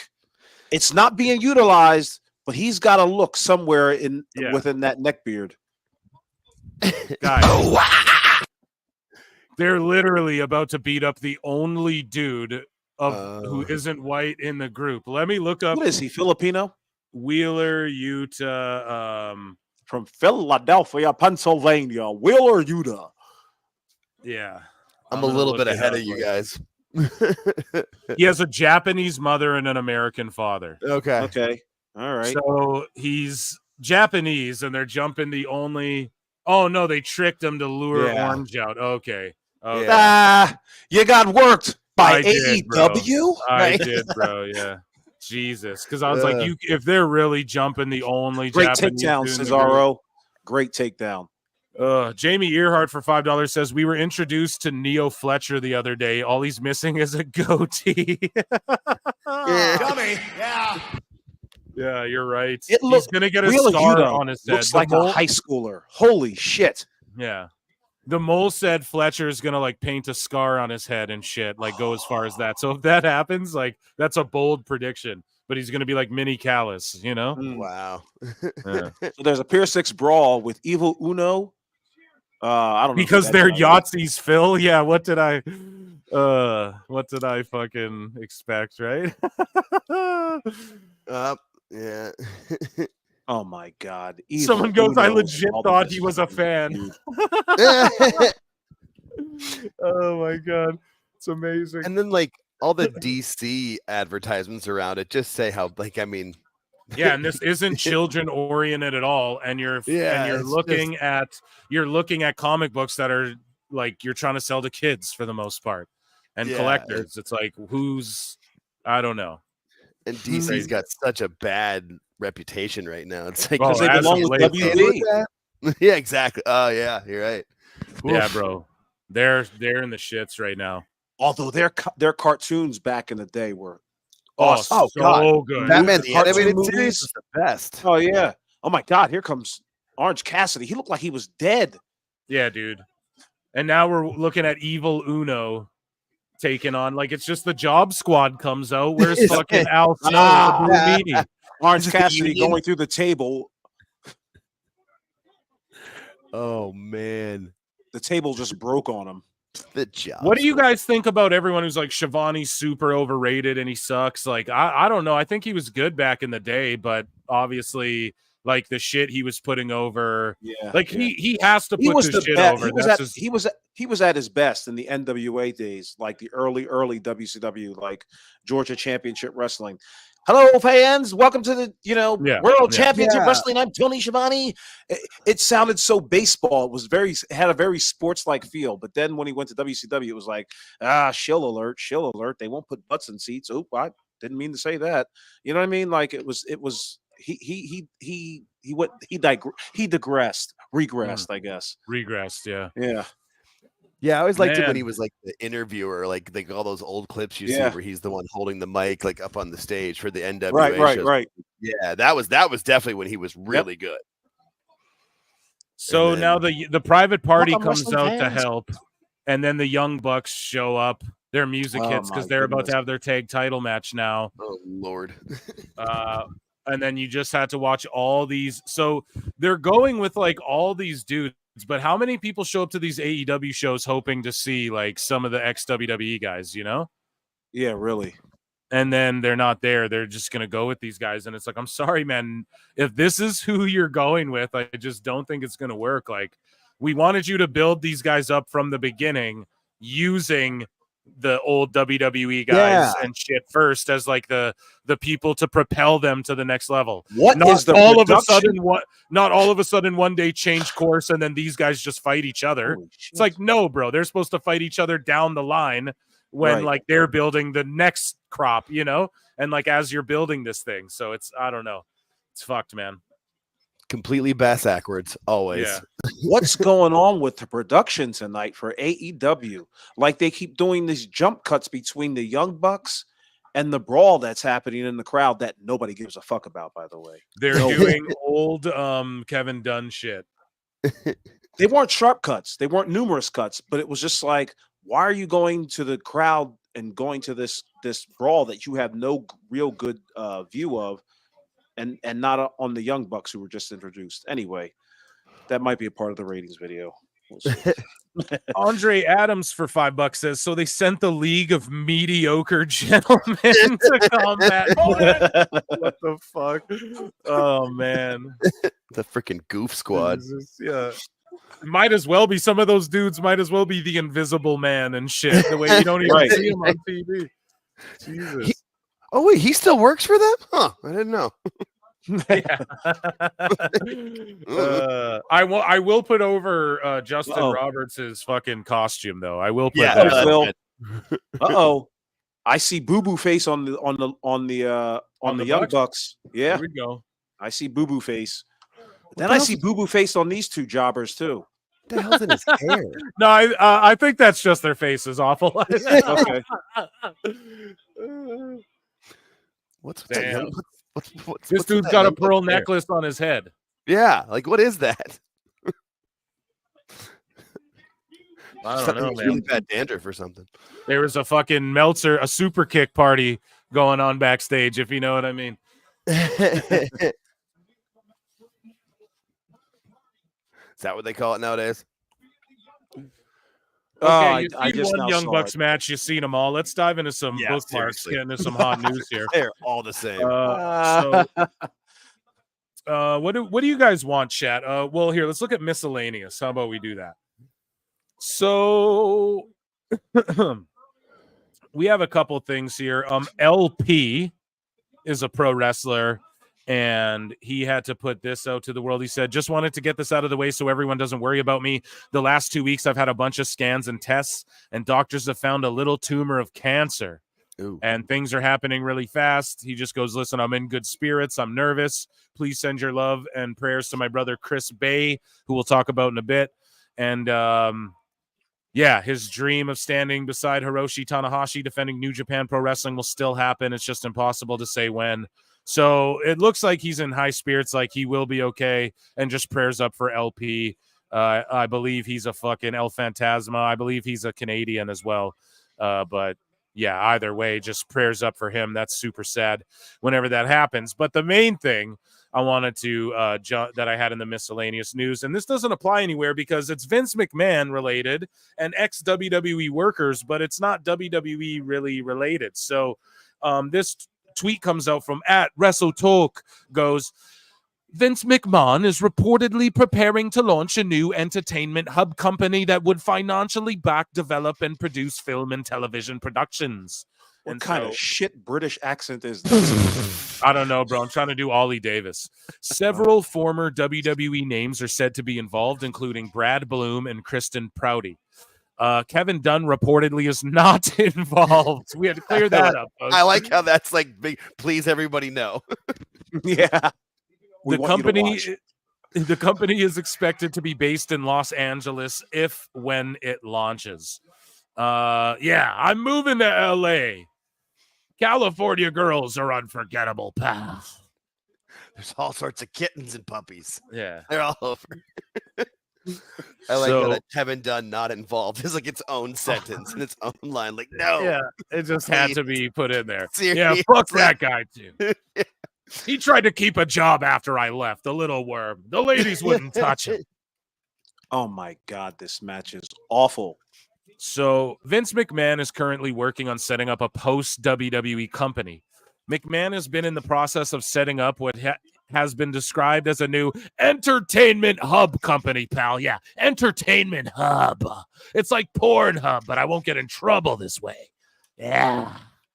That would financially back, develop, and produce film and television productions. The belief among those spoken to is that there are no plans for this company to launch anything similar to WWE, and they would instead focus on fiction and non-fiction projects. WWE alumni are already working with McMahon to get the company prepped with the idea of officially unveiling it if once his legal issues are resolved. And he's going to sign Brock Lesnar. No, who knows? I guess Vince is getting back in the game, folks. Do you guys think we ever see him try and like go with the Saudis and start some wrestling shit over there? Do you guys think we ever see something like that, or is he just done with wrestling completely? I think Make he would movies, only pal. go into wrestling I think because he always wanted to do something outside of wrestling. We always know like he hated wrestling and all of his ventures. I think he'll try to put all of the money that he's got into anything but wrestling, and as all that will fail, because let's be real, it probably will. Then I would think like he's probably saved a specific amount of money. Once he gets to that, like that's like my last ditch effort, and we'll go to the Saudis and try the, live golf but wrestling version. No doubt. He should do a cooking channel. Yeah. What about Seriously. what say you, Awful? You think he ever gets back in wrestling though? No. And I don't think he's gone. Why would he? Why would he want to even like play lucky twice, if that makes any sense? You know what I mean? Like he's good at it, and he had a good run. It was waning down. Why start that again? Why try? Why you've already done as much as you could in professional wrestling. Go to movies, do some sort of sports, invest in something, my man. Yeah. You know what I mean? Like you don't have to show your face anywhere, and why does it have to be entertainment? Come on, Vince, man. Like just give it up. We saw how you were walking, we saw how you look. Just sit back. What about mud wrestling? Yeah. I don't know. We do a lot of that in my private quarters in my hotel room. Or do something completely out of bounds, like do a primitive building channel on YouTube or something. Or you know what I mean? Yeah, hold on now. I got the new idea, pal. I'm gonna start a YouTube channel where I build little model toys, little cars and trains. Something. Yeah. Tell me you wouldn't watch. It's my hobby. Oh, dude, I'd watch the shit There out you of them. go. So that's what I'm saying. Like, do something new. That shit's innovative. And you can credit me, Vince. Just let me borrow $5. Tiny houses with Vince McMahon. Yeah, you know what I'm saying? Like something out of just out of the norm. Yeah, just completely ridiculous. No, you know what? It would catch the eye. You'd be like, wait, what? Exactly. I'm gonna paint every time I was every person who joined the Kiss My Ass Club. I'm gonna paint them a mural, a portrait, making apple pie, hang above their Davenport. God damn it! I'm getting back. Sorry. This match is so bad, though. Let's be honest. The Action Chevrolet for $5 says Shivani needs to zip TK's pants up because he finished about 25 tweets ago. Yikers. That is pretty tough. This for Jamie Earhart. Shit, Ubu. Shit, good shit. Come on now. Oh, come on now, Jamie Earhart. I'm not going to read that on the air. Good now. I can't read that on the air. Come on, bro. And then the Ashton Chevrolet for $2 says Vince's new thing, the Cleveland Steamer Company. Oh my God. Awful. I know you need to get out of here very soon, so we will let you go. Go ahead and plug everything you got going on, and thank you so much for coming on tonight again. Yeah, no problem. Thanks for having me. Peace to the chat. Thank you for putting up with my bull crap for the last hour, I guess. And you can catch me on Tune Talk Wrestling every Tuesday at 8 p.m. only on YouTube.com. Isn't that how they do that dumb shit? But hey, before I go, you already know what I'm going to ask. What? How dare you? I know the over under. What are we doing? I'm gonna say God, see, last time we went a little high, and even you were like 680, and then they did like 630. So I was gonna go high and say like maybe like a 702 because it is like Halloweeny. You know, Lashley might show up. They're kind of telling some stories, weaving. But I'm gonna go lower. I'm gonna say 650. How about you, alternative Jacob? So it was funny. 650 was kind of what I was thinking. I'll go under. I'll say 625. Ooh. This show's. I mean, because it's gonna from the time the Bucks have come on, the ratings are just gonna tank like they always do anyway. But it's gonna end real bad. What about you, sexy awful? Probably 648.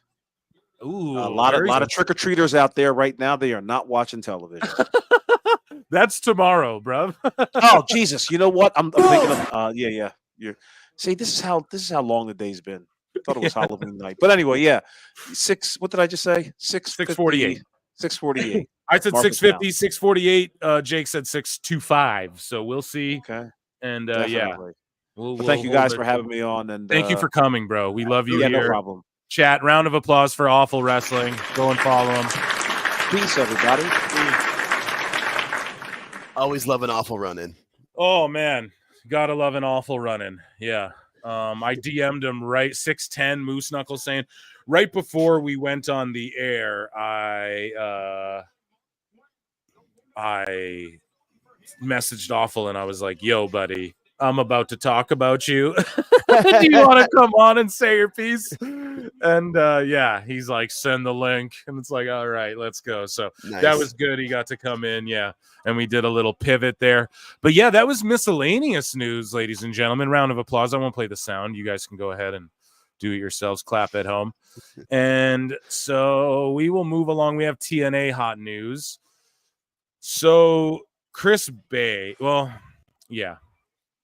2 injuries. Okay. 2 major injuries here. We watched Bound for Glory. So after Bound for Glory, they announced they're doing Genesis, which is going to run, I think, 7K seats. I've been talking shit, and I'm on Twitter. I'm like 8.5, but that's like what they have. If you Google it, that's like the building's capacity. So I'm trolling. I'm being a dick. It's what Awful said earlier. Like, sorry, I got to put laugh emojis to make my fucking jokes more like I'm just talking shit. AEW's just not doing as good. Like if they sell 7K tickets, that's what fucking their next upcoming Full Gear or whatever is not even doing 7K right now for AEW. So that's all I'm saying. I'm just talking shit because we're pulling for TNA here, just because it's really good. They're really trying. I want to see them get big money. I want to see them go live.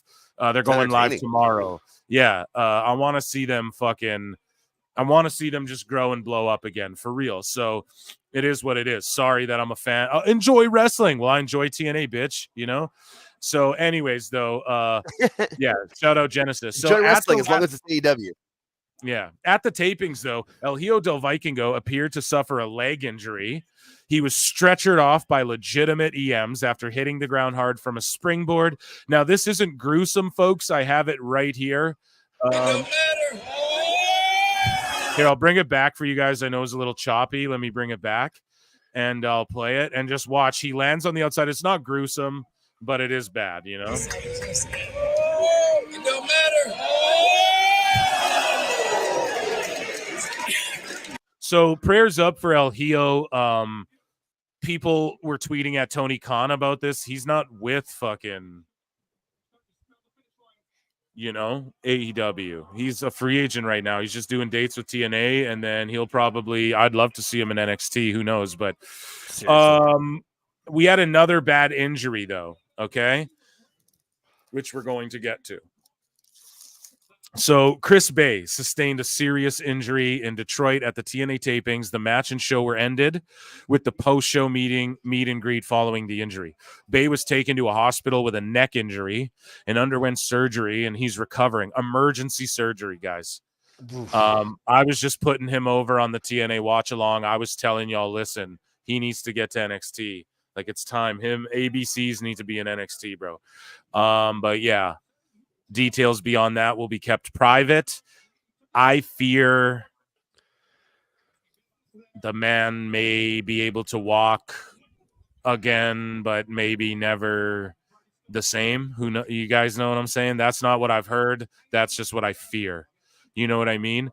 But TNA has provided an update. So this is an update from TNA, and then we have an update from Chris Bay himself. Prayers up and best wishes to Bay. I know this is a downer, guys, but unfortunately 2 bad injuries back to back at TNA. And this is a scary one, you know. But anyways, he's in good spirits. Chris Bay is recovering at the hospital following neck surgery for the injury suffered Sunday night, and he had an MRI procedure on Monday. He was resting in his hospital room Monday night, joking, talking about Bound for Glory and in good spirits. So, I mean, God, that's all we can ask for. And then Chris Bay's statement on October 29th, yesterday, he says, I just want to take a few moments to extend my heartfelt thanks and deepest appreciation for so much and to so many over the past few days, from everyone at TNA Wrestling to the incredible medical staff here in Detroit, to family, friends, and fans worldwide. I know you have been praying for my full recovery from the in-ring accident this past Sunday. Monday was day 1 for me on this journey, which I know will be long and challenging. Thanks again for the love and support, and please keep our prayers coming. And then there's a GoFundMe here. Everyone check out his GoFundMe for Chris Bay. And they raised $77,000 for this guy already. You know what I mean? So epic that happened. And go and check that out if you want to contribute. Now, I understand, like, some people were like mad that he got a GoFundMe, and I saw some people with some ass takes like, doesn't he work for a big wrestling company? Shouldn't people take care of that and blah blah blah blah blah? It's not about that. It's like, okay, it's like, let's say they pay his medical and shit, and then like they are an independent contractors at the end of the fucking day.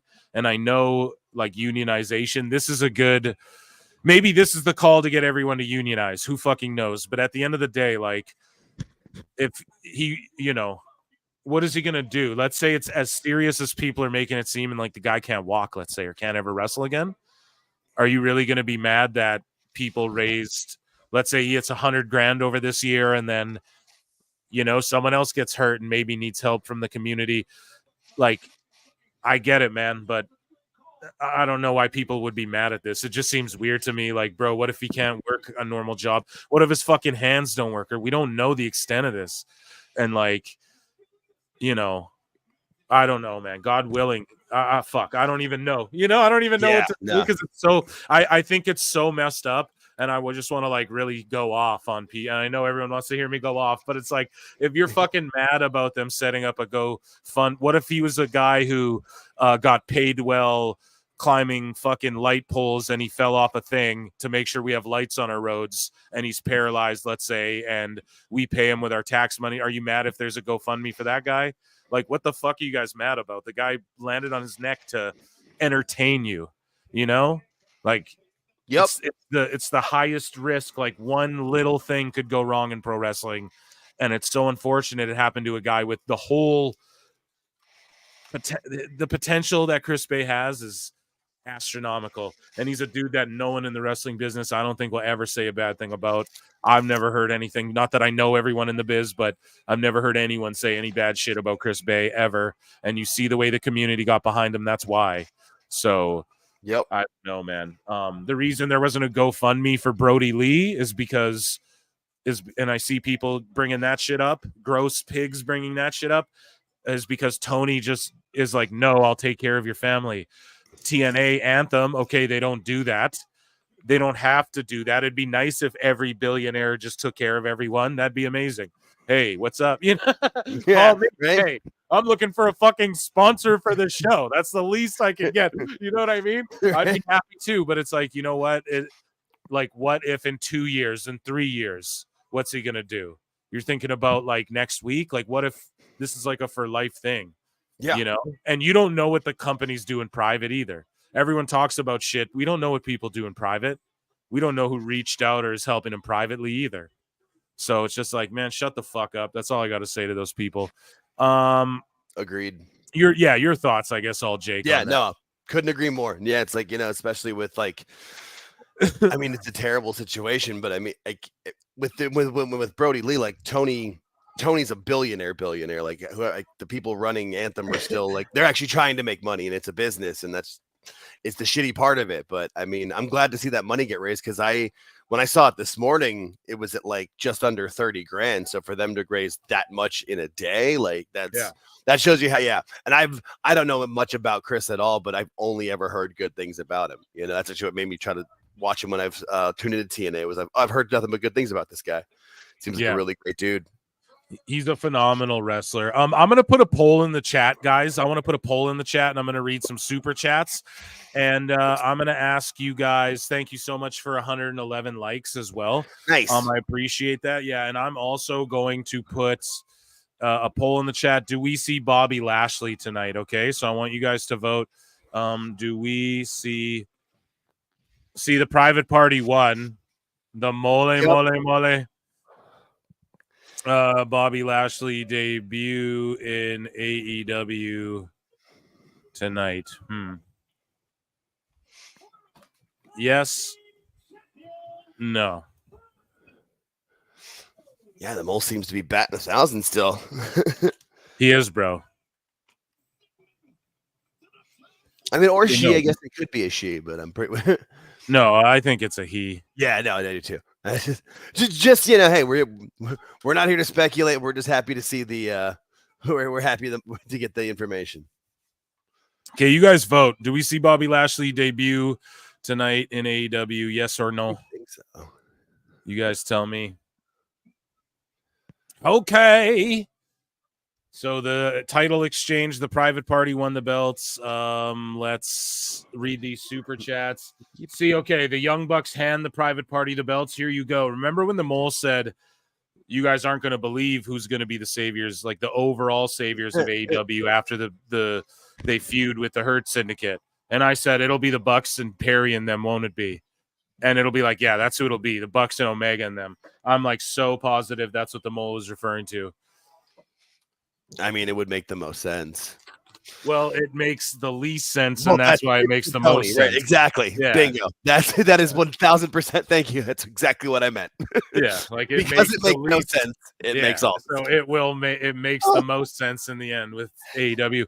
Merge for $2 says VKM presents the WBF, the World Baking Federation. Yeah. Hey. Oh. I thought that was RVD's federation. Is that not? We're gonna get Gordon Ramsay against Martha Stewart. Bake me the best pie.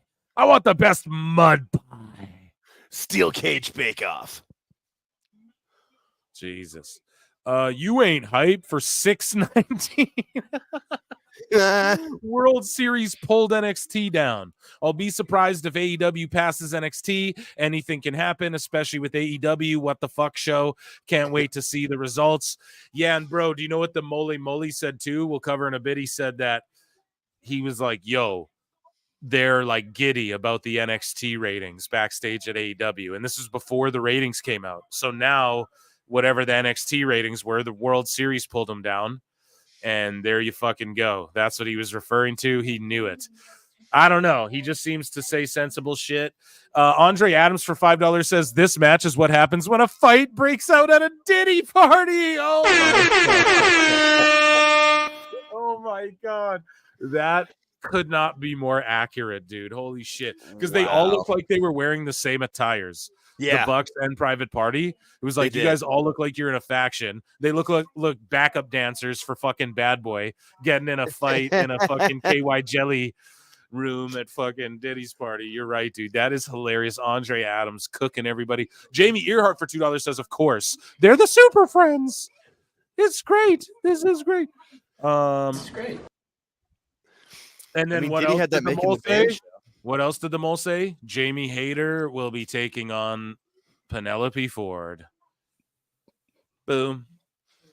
That's what he said, man. Guys, I'm on to the shit. Now, I'm bringing up the Mole a lot. Now, don't expect, like, we're not just, like, I have Mole in the, I'm not going to cover everything he says from now on. We're just going to bookmark the key things, right? And then we'll do callbacks. But, yeah, anyways. This is bullshit that makes 1,000 super fans cheer and the everyone else go, what the fuck? Jamie Hayter doing her Daphne impersonation. Yeah, exactly. Okay, so right here we have Elite Club SOB And he says, but Sean Gross Sap from Thiefel told me that it was WWE who didn't want AJ Styles to get inducted into the TNA Hall of Fame. So this story went out there. I think PWI backed this up as well. And then they fucking blocked me. We'll get into that in a bit. But Sap tweeted out that TNA was interested in possibly inducting AJ Styles in the TNA Hall of Fame, but WWE had passed on the idea. Fightful Select is told. More details for subscribers. And then AJ Styles said, nah. AJ Styles said, hold on a second, brother. You what? And he said, and I think it's deleted now or whoever, whatever, but AJ Styles said, I'm still an active wrestler. I hope. I made the decision not to go into the TNA Hall of Fame, not WWE. So he just owned him. He's like, I made the decision not to go in, not WWE. I appreciate TNA, but I don't want to go into any Hall of Fame as long as I'm still active. It's my choice, not WWE's. So, boom, fucking AJ Styles said. This is great. You know? And yeah, so Sap, whoever told him that, was told wrong. And this is all I'm saying, dude. People... Oh, the original post was, this has Triple H written all over it. Bad decision by WWE. AJ Styles deserves to be inducted into the TNA Hall of Fame, you know, and that's what the dirt sheets do. And do we see like a big retraction on behalf of Fightful or anything? Probably not. You know, if you go, damn, you guys fucked this up, they get mad at you. PWI, I can't remember. PWI, we'll talk about it in a minute. We'll get into the Sickos, but they either got something wrong about, they got one thing wrong last week. We covered it on the show. I can't remember what. And because like Thunder Rosa snapped back at them, sort of like AJ Styles did here, and was like, don't listen to the sheets or whatever. And so I made a sarcastic comment. I was like, what's up with PWI lately? And it's like kind of like Awful said it the best earlier. He's like, sorry, I have to put fucking emojis on my shit to let you guys know, to make it more palatable for you. But like, clearly I was kidding. I put PWI over as the most like credible, and they fucking Mike Johnson responded to me and then blocked me. And I was like, hey, you guys are pussies, so I'm leaving the tweet up. Yeah, I was making fun of the Sickos who were posting, because people did post Goldberg won't be in Crown Jewel or whatever. Or they were saying he will be, sorry, and that PWI said that. And like, I guess Johnson was frustrated because people had misread the thing, and then it was correctly reported on. So I tweeted the correct report too. Like if I was being a dumb fuck, I would have tweeted one that said he would be there and be like, see, they're lying or whatever the fuck. You know, it wasn't doing that. I was being that's what I do. I'm being sarcastic, bro, you know? So I tweeted that out, and then he got mad, blocked me, whatever. All the dirt sheet dudes are the same, but it's the same thing. If you did that with AJ, you know, and these dudes here at Fightful, same shit would happen. You know, you'd probably just get blocked or told you're fucking a weirdo or you're fucking whatever, you know, gross. Why are you tweeting me? You know, you get some smart ass shit. And it's like, well, you were wrong, you know?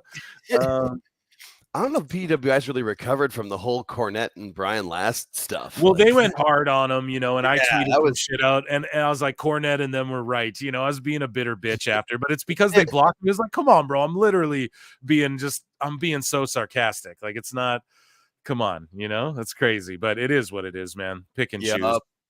Pick and choose what you get upset by or angry by. Do you guys want WWE news, or you motherfuckers want AEW news, or what do you guys want next? We got AEW or WWE. Chat can let me know. You guys want AEW or WWE news next? Tell me in the chat as I smoke this Perry pack. Same. Yeah, exactly. Okay. Yeah. Oh, this guy goes, okay, Moose. You remember we watched Tough Enough on Patreon, and you remember that guy was doing the Moose gimmick before Moose in TNA. Yeah. No, the big dude. Yeah. Okay, I see WWE's. It's more amusing. Yeah, but we can circle to it, you know? Like, it's not like we're not going to do AEW news. Right. Yeah. So, double E. Yeah, let's get the WWE out of the way. Just kind of sandwich it in. Thanks, chat. You guys are goated. I've seen enough. So, we got a list from Sports Illustrated. The top 20 greatest WWE wrestlers of all time. Now, some people I saw were triggered by this list and, oh, no Ric Flair. How dare you? How dare you? But it's like, that's we're talking WWE. So how would Ric Flair? He's not the greatest WWE superstar of all time. He's like the greatest pro wrestler of all time. You know what I mean? Like, yeah, he's NWA, he's WCW. Like he was in WWE, but not very long. I mean, he was in there for what, like 1992, and then 2003 on. Not really the prime of his career.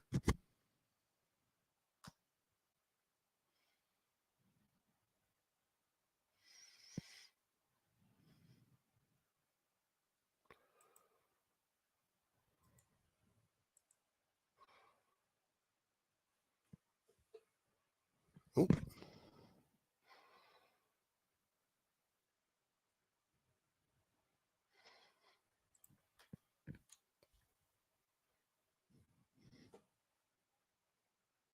Did we lose Phil? Or is it just me? All right, so we did lose Phil. Thank you, Alan. All right, well, guess it'll be me for now talking about it. Yeah, no, it's the Alt Jake show now, apparently. Freaking StreamYard, man. Well, I didn't get to see that list fully of it, but I saw that Stone Cold and Austin, or that Stone Cold and Hogan were number 1 and 2. So I guess it was based off of the most money being made. All right, well, what's going on, chat? Cool. All right, well, it's just me, so that's fine. I killed Phil. Sorry, Moose. My bad. We wanted too many feet picks. All right, well, I did want to tell you guys, yeah, for sure, I'm definitely going to start a channel pretty soon. Enough of you guys have said how much you've enjoyed having me contributing. I'm humbled and thankful by it. Oh, Jake killed Phil. Nah, guys, I'm usually here to help, but I guess he got the boot. Man, it's that Canadian internet we've been talking about.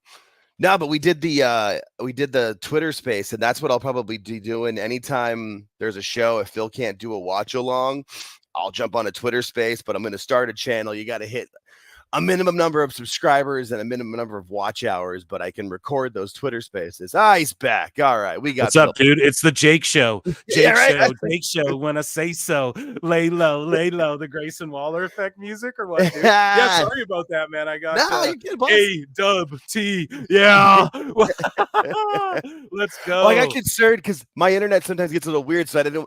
And it's gone silent before, and I started talking. And then, I ended up talking over somebody, so I waited, and I'm like, no, I think he's gone. No, it's not even you, bro. It is my goddamn StreamYard and everything. I need to get, an actual, deck and not just use the laptop. And, I got a MacBook cooking, but it's just, I gotta actually upgrade all my shit and everything, I think. Just to, have the power. I should be, streaming off one and then looking up shit on the other one, but I'm like, Hey, man, getting too big. Getting big for you. Gotta get the right equipment. Oh man.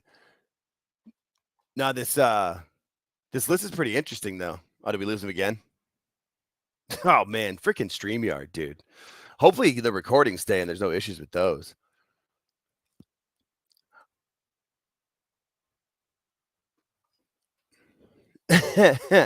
All right. Back to me, I guess, again then. So, but yeah, no, what I'll do is I'll do those Twitter spaces for now until I can get my own channel kind of up and running. But we will let you guys all know, and hopefully we can kind of keep the universe going on another channel for it, so when I can be a part of it too. Yeah, Ed, I kicked him out. Just poof. This is Jake Town. All Jake taking over the world. No, not at all. It's the last thing I want to do. I just want to be a part of things. And crack jokes, man. That's just what I'm here to do. Oh, was it Jack Perry and Daniel Garcia are on the TV together? That's entertaining. All right, guys. Well, what do we want to talk about, chat? I don't have the bookmarks up in front of me, but we can try to figure out what we're going to laugh about. Oh no, here comes Monet. Oh, so exciting. She's the absolute worst. I just no. Oh man. All right, gang. Well, I guess we're gonna do it. I guess it'll just be us for now. So we'll just kind of keep going and chatting. So Twitter Spaces is basically just like a live you do a live show, and then as the host, I can let anybody I follow or anybody I want to talk in it. So we were just kind of having a conversation. It was me, Anthony J, George, and Lincoln Hawk. We're just the three of us chatting. And then from what I thought when I was watching it, because you could kind of see when people came in, the most it ever told me that was connected was like 7 to 9.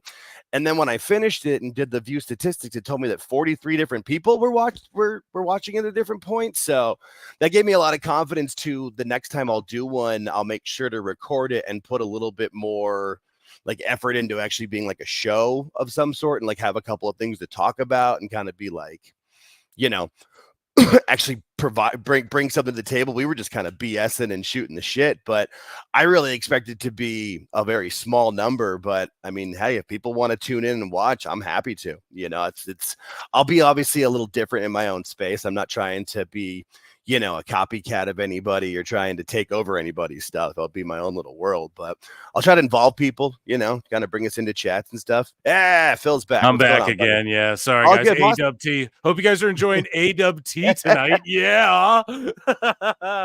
Hey man, sorry about we're that. having fun. Do you know what I think it is? I think it is my intranet. Actually, it's not even StreamYard this time. So yeah, no, it's fine. It's fine. It was just like whatever happened. I don't know. It just jumped. No, around. that happened to me the other day. Yeah, I'm on Wi-Fi, so it fucking that happens. You know what I mean? So yeah, I should be like plugged in, but I'm not. I want to be comfy, goddammit. Okay, right? So here we go. Sorry, guys, we're just botchamania here. You retained the viewership, so that's good. Hey, there you go. That's all I can ask. Yeah, they didn't go. Oh shit, run away. No. So what's happening on Dynamite here? I ran off to get a bubbly. It's Camille and Chris Statlander, which I mean, is probably, you know, two talented people, but a terrible storyline. Yeah, I noticed because like my phone glitched out too, and I was like, "Oh shit!" Okay. So it's my internet. Yeah, I was like, "God damn it!" Because I'm, you know, connected to my thing. So yeah, the Jake show. If I ever crash out like that, guys, you already know I'll be back right away, and all Jake can carry it if if things don't work out. Speaking, I just told the chat, give me something to talk about. Absolutely, dude. Yeah, all you do is you just read chat and you just talk about what's on the show, and you're good to go. Anyways, though. I have super chats here. Sorry if you guys have been waiting. I got booted out of my own show. Hilarious. So for $10, Shadow Badass says, funny how Fightful retracts on incorrect, misinformed information and reports on AEW, but won't do the same for WWE. Hack.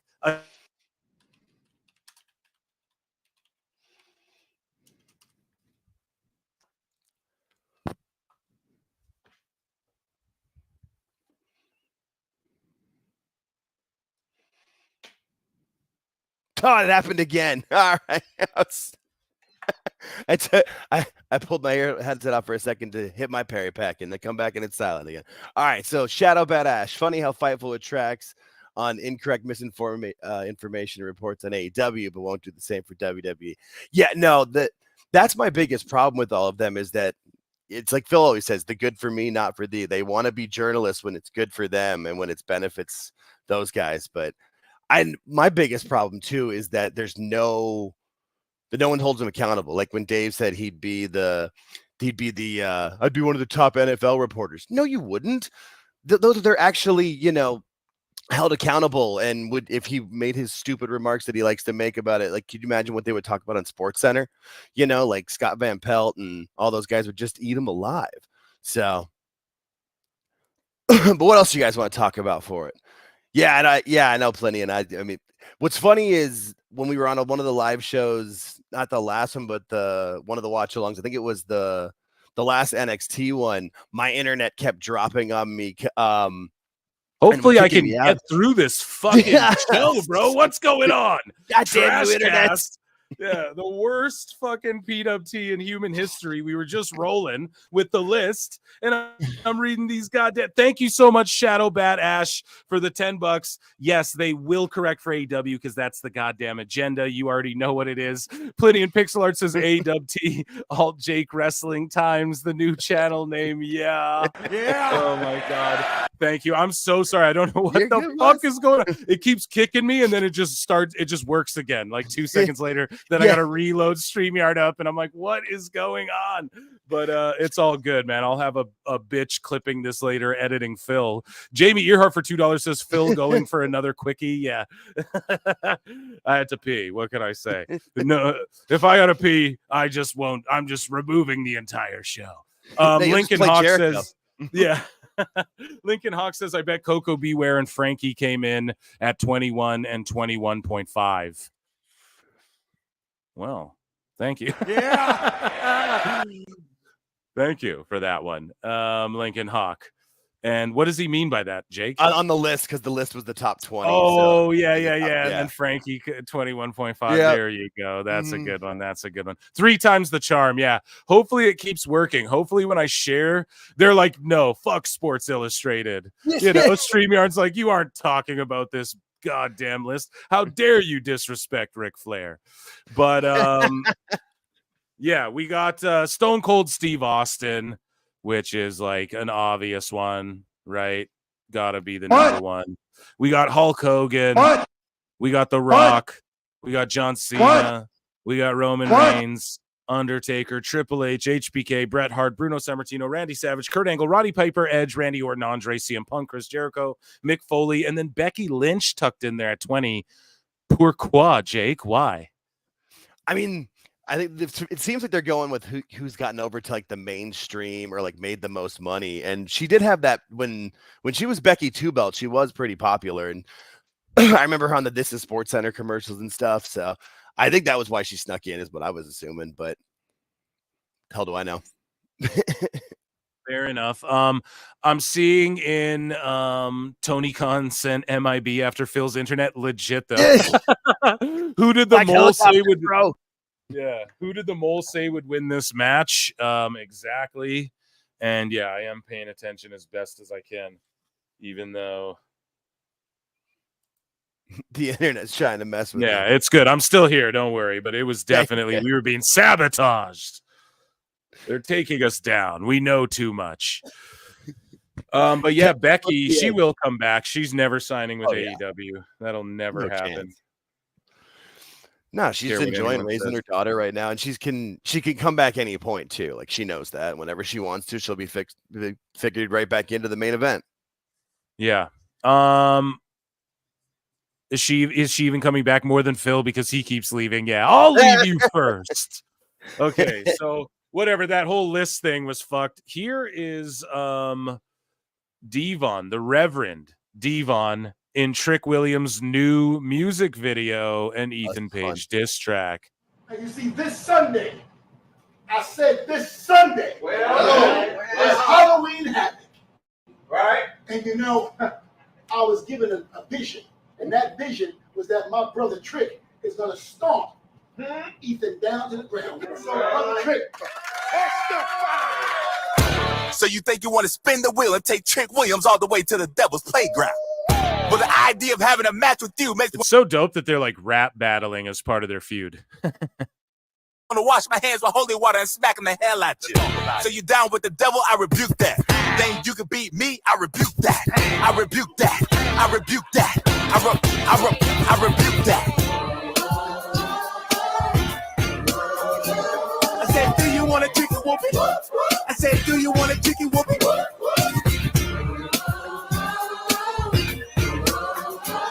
I said, do you want a chicken whooping? I said, do you want a chicken whooping?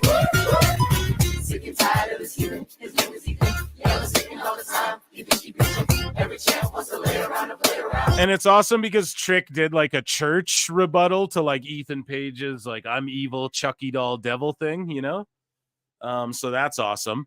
And yeah, so all Jake is with us too. He's muted now. So yeah, you're no, it's fine, bro. I was like, dude, you guys are losing us. This is the Gone to Shit show, but it's all good. Yeah, shout out Trick Willie for that. Here's JD and Finn Balor. They showed up at Over the Top Wrestling where they used to wrestle, and I guess back in the Dizzy. And so here, let's just see them cooking here on the indies, wearing like different gear, like throwback gear, I think.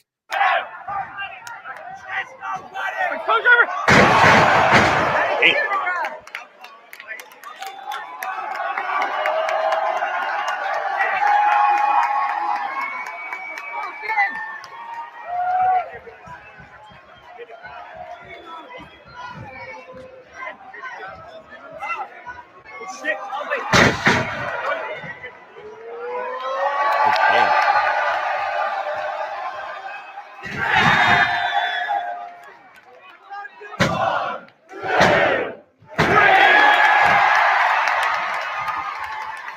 Hell yeah, doing it WWE style on the indies.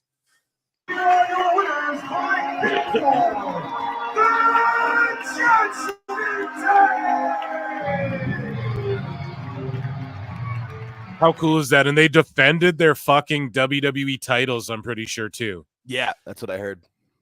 So that's amazing. The Ashton Chevalier for $2 says, Phil left more times than my dad left to go get cigs. Hey, at least you came back.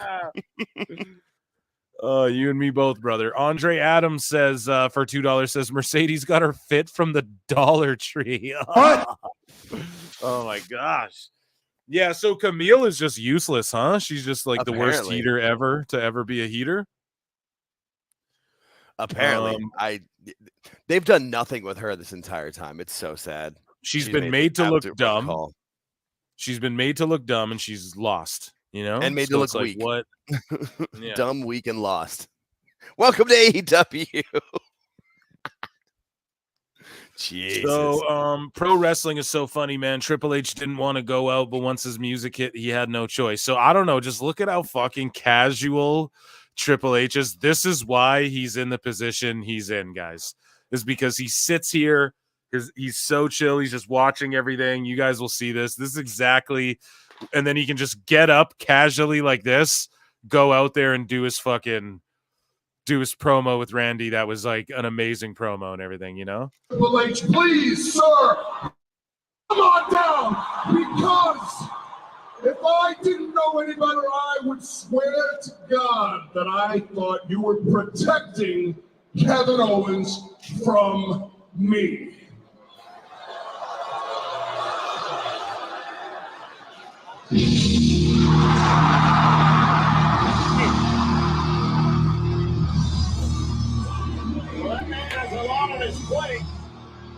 Just so casually. His music hits and just so casual.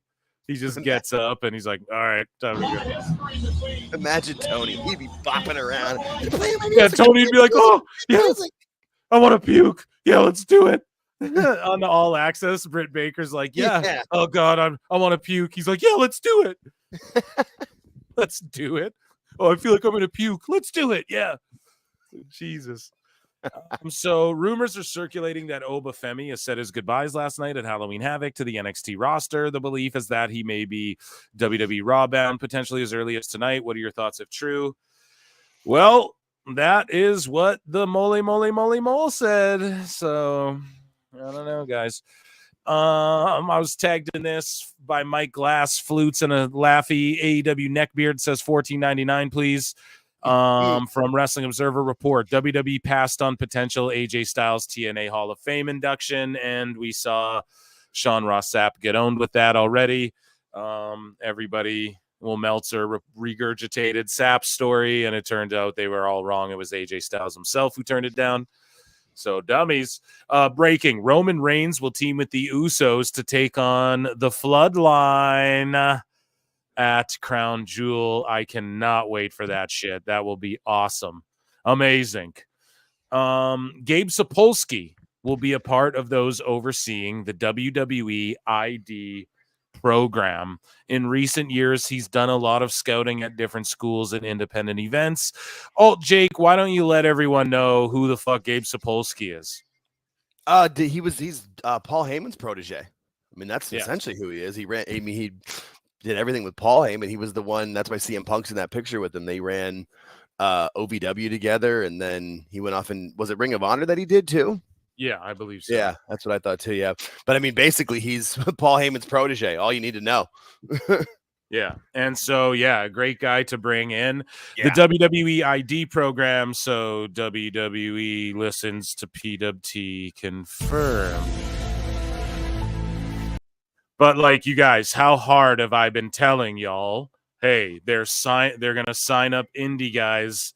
Like not just TNA, but like TNA, Jordan Grace, Joe Hendry. I use them as the example. They have open reign to the Performance Center, right?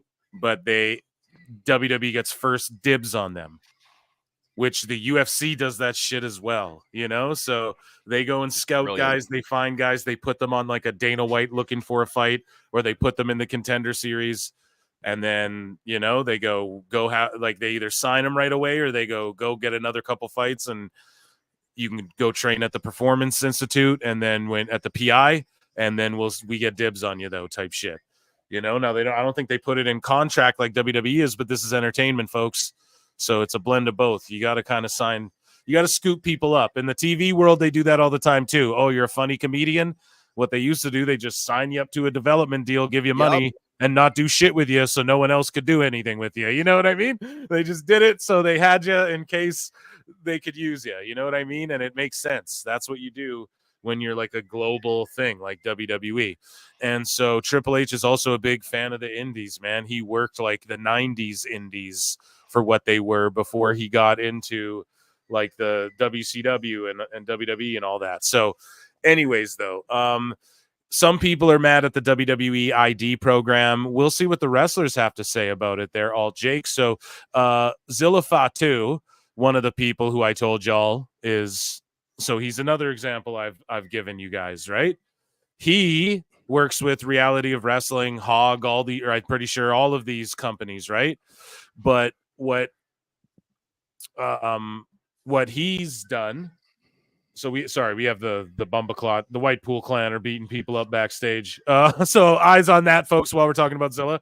So Zilla, though, what he's done, he's wrestled all over. I believe he has been signed to one of these things. You know what I mean? Jordan, since she came into the Rumble, has been allowed in the PC, and they have dibs on her. Same thing with so they're like breaking Brandon Cutler's arms and stuff, and it's like no one really cares, you know.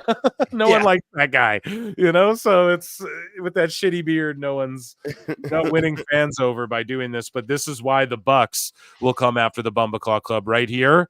Fucking Mole was right again. Boom. Well, he never said this, but I speculated. I was like, if it's so dumb, the dumbest people to save AEW would be the Bucks and them. Boom. Right here. Mole was right again. So anyways, Zilla Fatu comments basically on he says he's destined to join WWE in the future, and he is. I think he's already on this program. I think the Tonga twins could be too.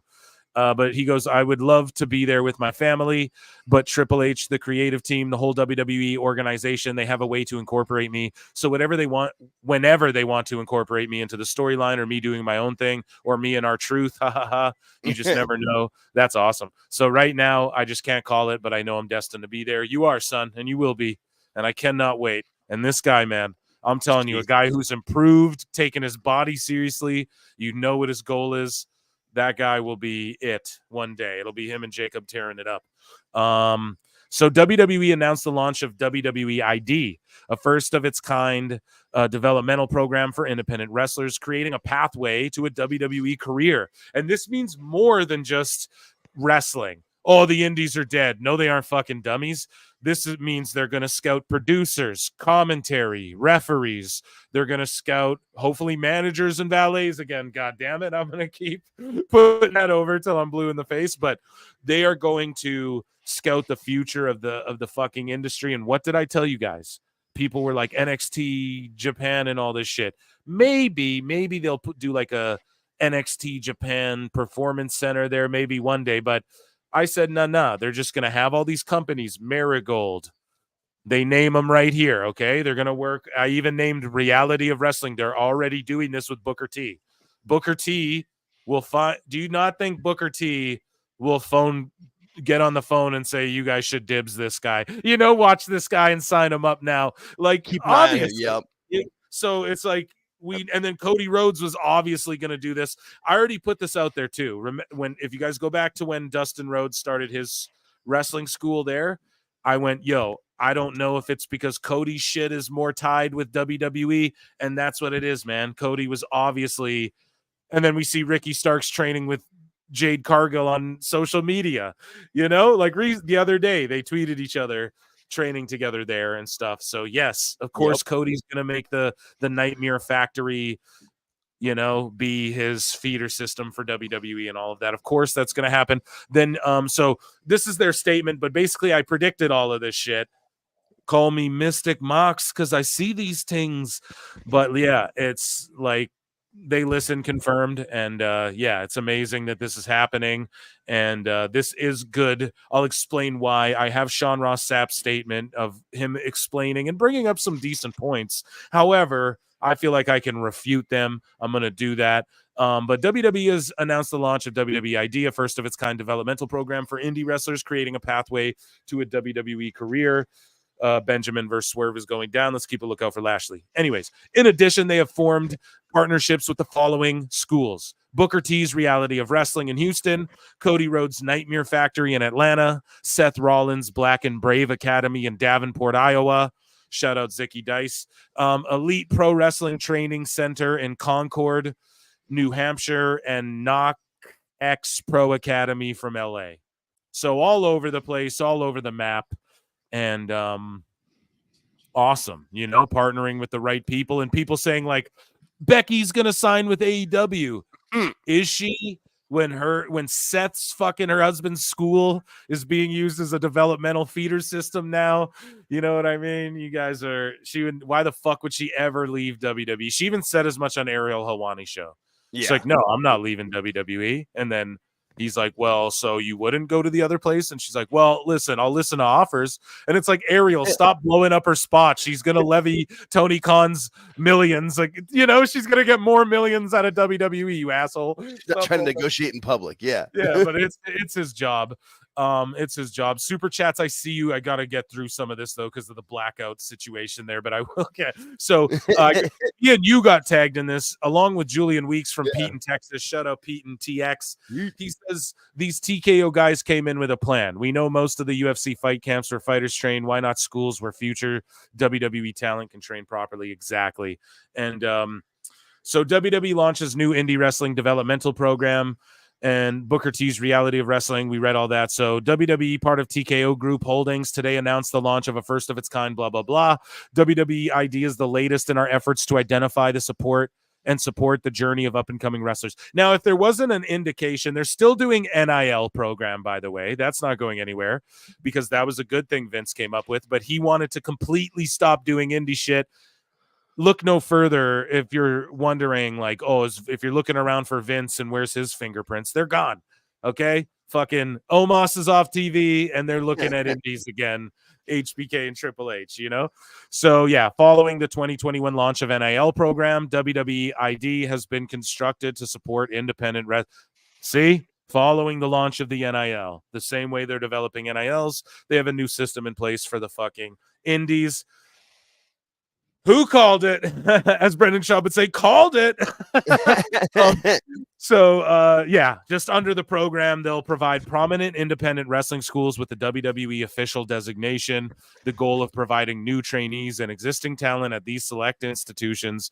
Additionally, and now all these marks melting down, they're monopolizing. No, it just means WWE gets first dibs on some of these people. It doesn't mean, though, that these people can't say no. Do you understand? It doesn't mean they can't say, no, I don't want to work. I just won't I quit or whatever. It doesn't mean that can't happen. It doesn't mean someone from Reality of Wrestling can't go wrestle for fucking AEW one day, you crybaby marks. It can still happen. It's just a matter of they get dibs on, okay, they're going to help develop these people into WWE fucking superstars. Is that a bad thing? No. Why? Because WWE investing in the schools. And you're investing in the future of pro wrestling, fucking assholes. You fucking assholes are now going to have great rings. There's not going to be any oh man, the one of those rings was all beat up and they could fall and break through and people. Hey, WWE, we need fucking a loan to keep afloat. Hey, we want to try this bigger building over here, and it's not Vince going, well, hold on, pal. Let me send John Laurinaitis down there to scope the ladies. Get them all water bottles and white T-shirts. We're going to see something. We got a calendar shoot to start. It's not going to be that. It's going to be you do you, but we get dibs. And if you need money or you need fucking someone, hey, you guys want the Usos to show up, and you guys want Finn and JD to show up and put some guys, you know what I mean? Yeah, or William Give Regal some comes guys and the does a rub. seminar for a week, like something. Terry Taylor comes and does some coaching for a week, like there's all sorts of go down there and fucking work, stretch these kids for 2 weeks and show them fucking like, we'll pay for it. What's wrong with that? I don't see it. There's so much good that can come from it. It's only bad to people who want it to be bad. Like, exactly. And it's not a monopoly, or they would outright buy all of this shit. But they're not doing that. They're just saying, nah, we get to scope the talent first. So there's more on that as we see. Jordan Gray says, bookmark this. I did. Not NIL talent, sorry. WWE ID talent, Jordan Grace. And I will consider her that because she was under that shit with TNA. She could be in the PC whenever she wants. She's going to WWE. Same with Joe Hendry. And I think they have the same thing with TNA. But I think what WWE is going to try and do is build TNA to be like above all of those as well.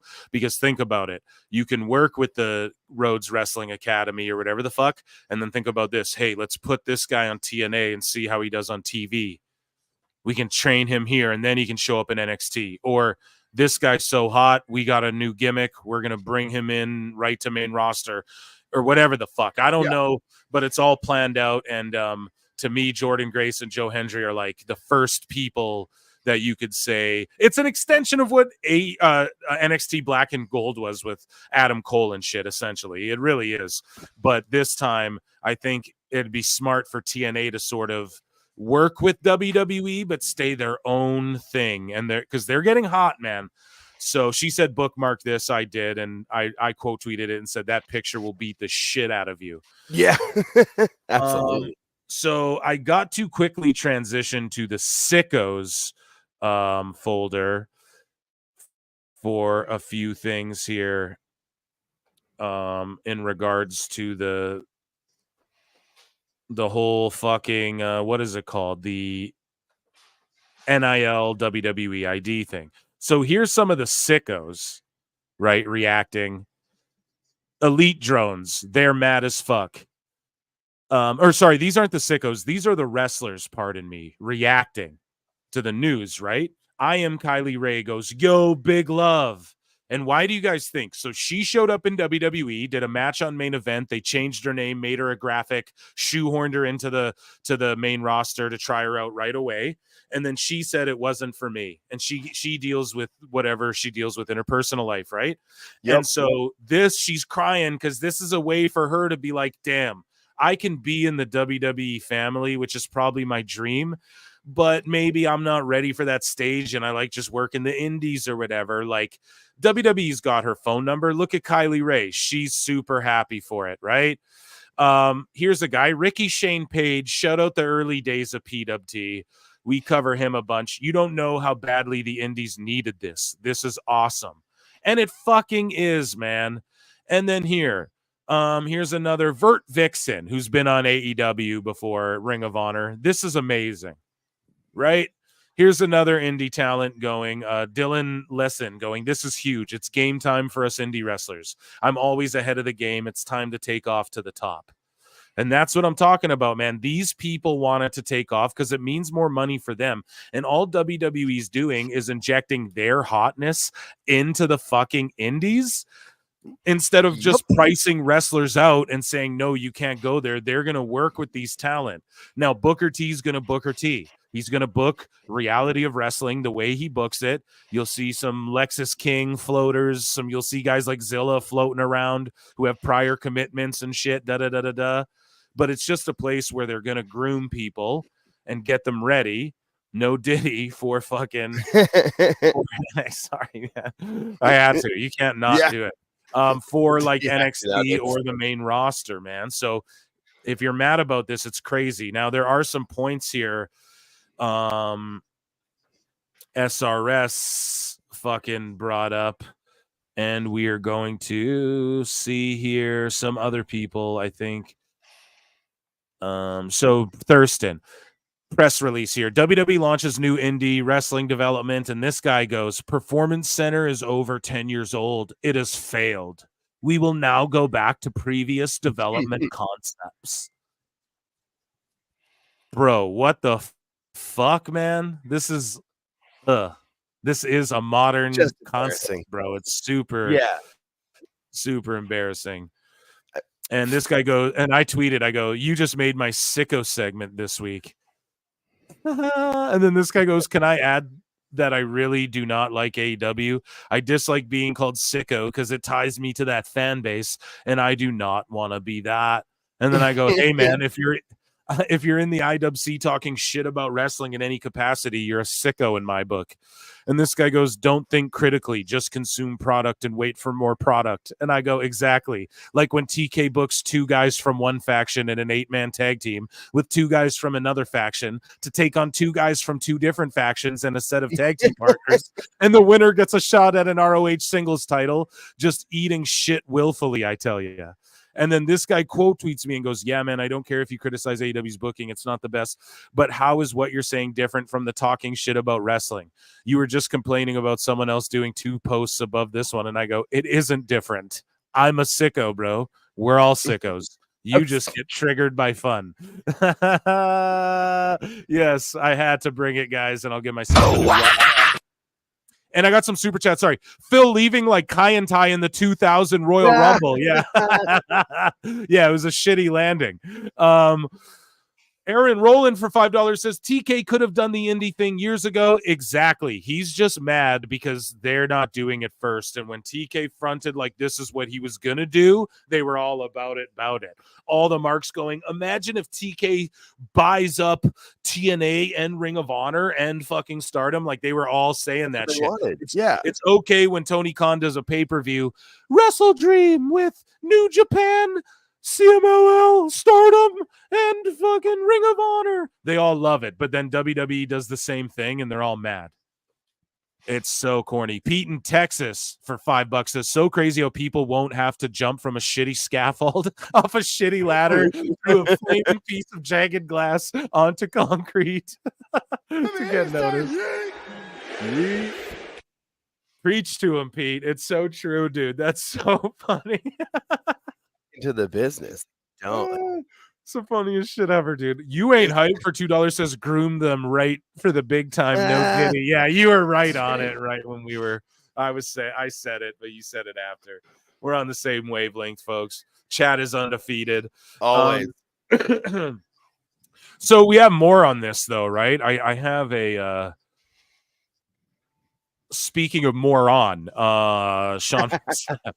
Is that a good trend? I don't know. No, but SRS here, I don't disagree with him entirely here, though, right? But I will point some things out. So he goes, there's already a problem with some indie companies, especially the ones connected to schools that get talent cheap, throwing weight around to prevent talent from working elsewhere. Right. That is a big problem. What the fuck does that have to do with WWE, bro? They're not throwing talent around, or they're not. No wrestling school is preventing motherfuckers from going to AEW, and they all want the rub with AEW. They all want to be connected to WWE or AEW, right? But yeah. I do get like how. Yes, I do get what he's saying. There is a problem. These wrestling schools, there are problems with some of the real shitty ones. But here's one of the other problems is that Tony Khan's priced out a lot of these indies, dude. And that doesn't get talked about enough. Like, or he's also put his foot down and said, these people can't show up for indies. Ricky Starks can, because no one wants to use them. And it's probably the only thing he's ever asked Tony Khan for. Right. But he's showing up to one recently, but like it's been kiboshed. Unless you get down with AEW, he's not going to fuck with you either. But anyways, so good point, though. But if WWE is going to brand indies, they need to make sure that branding isn't thrown in similar fashion, i.e. expecting a talent to take less money because the company is WWE ID branded, or preventing talent from working other locals. They will absolutely not stop people from working other locals. This is the whole point. What this is just like, do yourselves, and when someone like Zarya or Vacker or Julia makes a name for themselves, we get and they work for one of our places, or they can go to one of our places and develop a little bit more, sharpen the edges. We can get them ready, give them high profile matches before they even get to NXT or the main roster. Like, that's what this is. Trust me. That you guys cannot think this is like Vince is doing. This isn't Vince and Laurinaitis and Pritchard and them. That's all they can think, though. That's Yeah. where everybody just immediately cannot. It's all that's why I keep every time I tweet, it's a whole new world. It's a whole new world. It just is. They can't get it in their heads, though. They're stuck in the past. But it's all the old podcasters who are stuck in the past, if you ask them. Yeah, man. So he goes, any indie that asks you to not work elsewhere and doesn't reimburse you accordingly for that does not care about your growth. Here's the thing, though, Sean. So monetarily reimburse you, sure. But there's something, so like Sean, what Sean will do, right, is and I'm not like taking shots at him. This is the game. I'm just explaining it, putting it in terms maybe he would understand. So like he'll interview a wrestler. He's not paying wrestlers for interview, maybe like big ones, but and I wouldn't even shit on him for that. But like he has a platform, right? So wrestlers will just like talk to him for free. Why? Because it's exposure. Do you guys know what I'm saying? The lights went out in AEW for 1 second. MVP was making a phone call. MVP was on his phone. And then they go out again. They botched the Lashley debut, though. Like they come did, on, man. They did. They botched it, of course. But here's the thing, though. Like, so it's like SAP is paying wrestlers sort of in compensation. Pardon me. Sorry, I'm staring at the TV too. He's paying them in compensation. He's compensating them sort of by, here's my platform. You get to speak to all these people. You know what I mean? And I might write favorable shit about you if you give me interviews type thing. You know what I mean? Yeah. So with this, what they're getting for value is they get the top wrestlers in the world, scouting them, keeping eyes on them, giving them access to the PC. The ones that they don't have interest in will be allowed to go work wherever. This doesn't mean like, oh, you work for Reality of Wrestling and this is your first year in the business. Well, you know, this is your first year in the business and you're locked into WWE. It's not like that. It's like, no, the people that they really have their eye on, they're going to go, you can come to the PC anytime you want. You can come to the PC. How can we get you to Orlando? Hey, we'll put you in the ring with fucking R-Truth at this random show or whatever, you know? We'll let JD and Finn come down and beat you guys, but you'll get the rub. That's what it is. Okay? Now we're getting a holy shit chant as Bobby Lashley is staring down Swerve Strickland. And we just knew it was coming. So it's kind of like they're all popping and exploding for like WWE guys. So it's just ex-WWE. Everyone in this ring is ex-WWE. So it's like you can pop for it all you want, but what's going to happen? Like this is literally pandemic era WWE stuff again playing out. And I'm not a hater. I hope these guys get all the TK money, but it's like the sickos are really going to, they're going to put this over. AAR Gold's going to be like, this was fantabulous. Oh, they're all absolutely loving it. There's no way they're not. And it is what it is, man. Hopefully they get some excitement peaked for AEW. The mole was right again, struck again. But yeah, like these talent are being reimbursed by being able to use the PC and all of those things I'm talking about. And Sean Ross Sapp does admit the ID element is a lot better than just only hiring athletes, college students, and models. But there's still a lot of questions that I'll try to find answers for. Okay, Scooby, you get right on that, Scoob. Holy shit. And then this guy goes, any word on what this means for QT? And he goes, working to find out. But it's like, what answers are you going to get us, Sapp? Jesus Christ. So silly. Check your DMs. George just sent us some breaking news. Okay, I will do that off screen. Yeah. We will go over to AEW news. We'll get back to Sickos, but we're just going to look at this here. Oh, man. Here. Sorry, George. I see your chat now, too. Sorry, buddy. $5. When you have a moment, check your DM for a mole explanation. Shout out, George. The wonderful George. Always coming through. That's for sure. Well, the Lashley debut did happen. I guess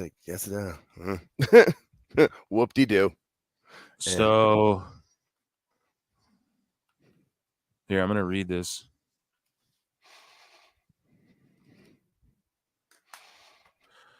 So what's the update here? So it just says like, hi guys, you know why Chris Jericho was greenlit into referencing Dave Meltzer on the air? Because NXT had Bully and LaGreca on. Yeah, that's okay. I didn't know. I had AEW on mute, so I didn't know that Jericho referenced Meltzer, but it doesn't surprise me. So, chat, what do you guys think about the Lashley debut? I'm going to end the poll in the chat right here. And yeah, that was the end of the show. So I will end the poll. It was 51%. It was pretty split there, Jake, what the polls were saying. Yeah, I mean, and you knew it had to happen sooner than later for Lashley. I mean, what else would it be leading to? It's just like so boring. And so how they bring everything back in, and it's. I like how the crowd erupted and shit. It was fun, but it was who cares? Like, you guys are all gonna fucking pop for Lashley. Like, we knew it was happening, and you guys are gonna pop for this dude that, like, it's all WWE shit, all ex WWE is what they say, and it just rings more true. But I'm okay, man. Like, hey, maybe AEW can just become all WWE wrestlers doing WWE style, and maybe they'll catch on one day or something like that sometime soon. Who knows? We're going to keep this party going, though. The chat, let me know what you guys thought of Dynamite. I mean, I don't really... It was like we knew it was coming, you know, and the mole was fucking... I'm not just going to get on here and read mole spoilers all the time, guys. Trust me. I'm just going to bring, like, the key shit. I have some mole stuff in here and we'll fact check them in a bit. But, yeah, that was Fright Night AEW, I guess. Whoop-de-doo. Yeah, and that was, I guess, also WWE News, WWE ID. Actually, it wasn't WWE News. We have some more. So, speaking of Bobby Lashley, he had some terrible fucking booking ideas when he... Actually, I'm going to tweet something out really quick, guys. You hang out with me here. Here, yeah.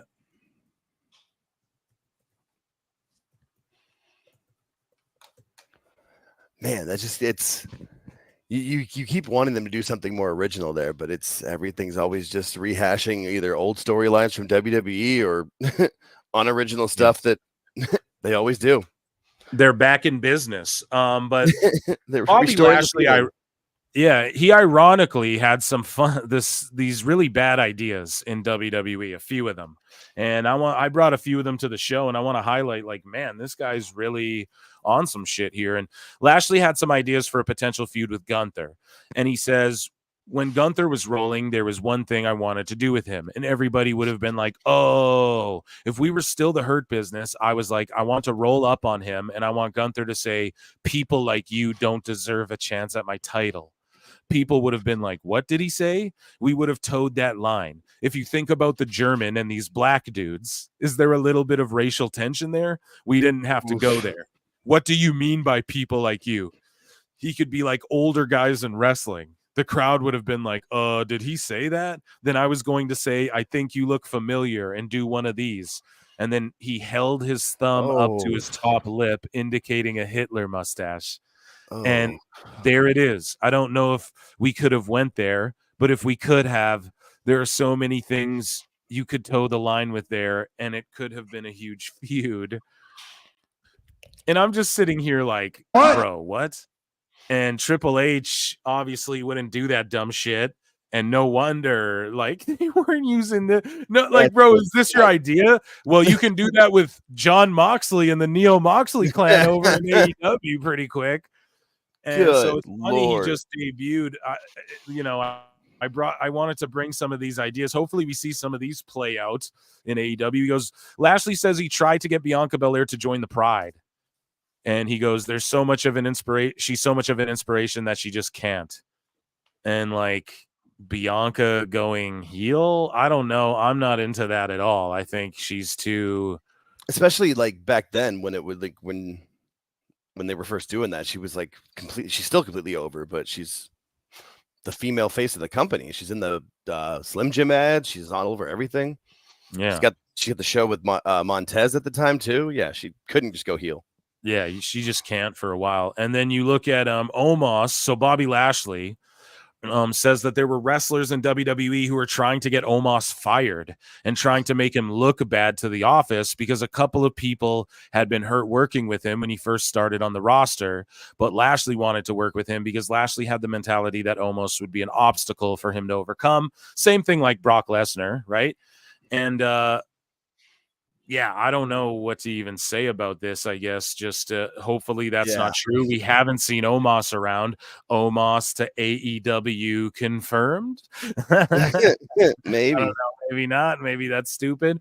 And then an update, developing story. Speaking of Bianca, a lot of people are like, well, they need her as a heel to fight Rhea Ripley. No, they're doing Ripley and fucking Liv Morgan at Mania. They're milking it because it gets ratings. And developing story, following last night's brutal attack at the hands of Liv Morgan and Raquel Rodriguez, Rhea has suffered a fractured right orbital socket and will be out of action for an undisclosed amount of time.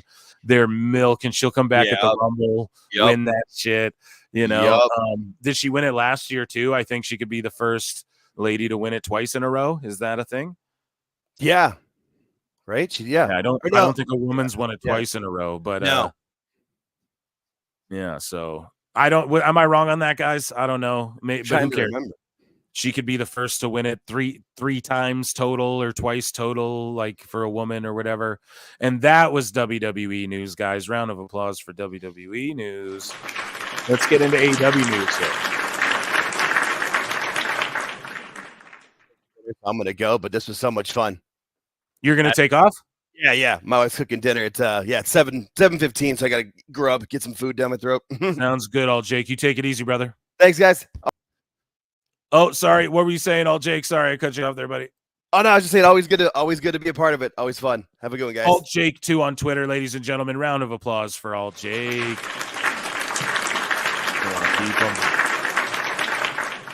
So Awful Wrestling posted this like little comic strip. He's like, quit. It's like Tony Khan in office. Quick, our viewership is sinking. Suggestions.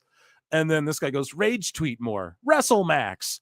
Maybe hire a new booker with experience. Tony Khan gets mad, throws him out of a window. That is fucking amazing. We got 2 super chats here. Aaron Rowland for $2 says, kayfabe Lashley should come in and F everyone up. Right. Well, he just beat the shit out of Swerve in them. So who knows? You know, hopefully that is the case, you know?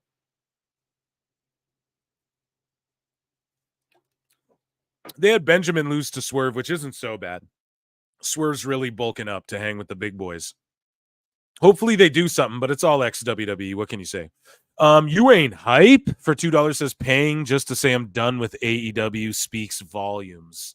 Shit, are you done with them? You didn't like that? I popped pretty hard, like, not aloud. I was obviously talking with you guys, but I was watching it thinking to myself, damn, it was giving me kind of like the tinglies. Like, it's pretty cool seeing him show up, but they completely botched it with the lights out. Then the lights go on, crowd goes dead. Then the lights go out again, complete botch. But I'm glad to see Lashley like making his money and doing his thing, but I don't like, it's not going to make a lick of difference. I fear, you know? They'll be lucky if they get 700,000. They'll be lucky if like, who knows, maybe 800,000 people tuned in at the end to see Lashley. We don't know. We'll know. So eventually, one day, we'll know. Alfred Kunawa, hit me up. Anyways, though, Unpaid Critic says Samantha needs to realize not everything needs to be said on social media. There's a reason why WWE controls social media activity of talents. And Samantha the Bomb says, when he was at WWE, speaking of Ricochet, all he ever heard was that he was a jobber or he was in catering. Now he's actually paid well to put on matches he likes. He is doing great, and I'm really proud of him. Also, I went to the show last night, and the crowd was having fun. Not everyone wants to be famous doing something they don't enjoy. I quote tweeted it and said, look, Samantha Irvin wants to sing. She wants to fucking be a GM. She wants to be a ring announcer. She wants to fucking general manage. I said that. She wants to valet. She wants to not be famous, though, at the same time, right? Where can she do all that stuff? AEW. I don't know if that she doesn't want to be famous, but it's like that seems like the cope here. Well, he'd rather be not famous doing what he loves and being rich than where can you do that, Samantha? She can sing and do all that shit at AEW. So there you go. And you won't get famous, you know? So Alfred Konowa, speaking of which, I shouted him out before. Here's a minute-long video of our guy here. And he says, my Packers hung 30 on the Jaguars in Jacksonville with our backup QB like it was nothing. But at the end of the day, the Jags are profitable. Nobody profits off mediocrity like Tony Khan and his middling franchises. He says this on my show every time he comes on, too.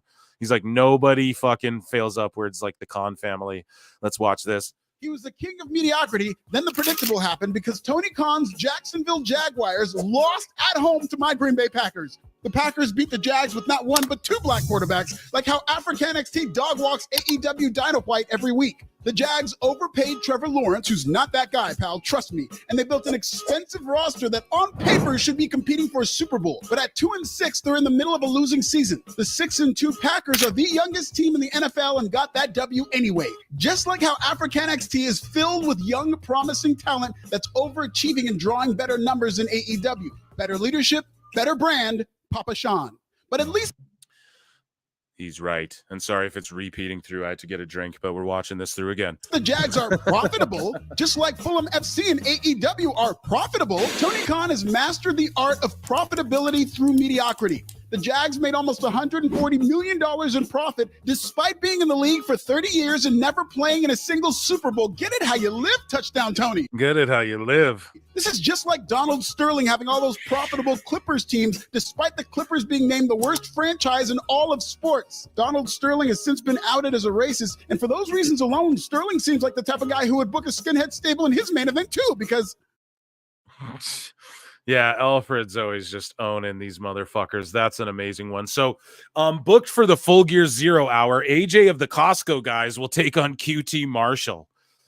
And it's like, dude, if I was Athena, I'd be asking for my fucking release. This is insane. This Costco dude is going to be on this fucking show and not her. You got to get it how you live, right? As Alfred say. So Wrestle purists quote John Moxley here, and Moxley says, AEW is still basically a toddler. It's wide open to mold it into whatever we want, shooby-doo-wah. There are no rules. We have a whole person to grow into. AEW is wide open and still a piece of clay. I'm not concerned about what AEW is right now. I'm concerned about what it could be in 5 years from now, or 10 years from now, or 20 years from now. That's the cool thing to me. He didn't say cool. I just added that. So Adam Cole, baby, says he has no plans to leave AEW. He says, of course, as we say in pro wrestling, never say never. You never know what's going to happen, but I love AEW with all of my heart. I love our crew. I love our boss. I love our fans. I absolutely love it here, and I have no real plans of leaving. Well, good on him. Good on him. Who knows where he would go? That was AEW news, folks. Let's give it up for AEW news.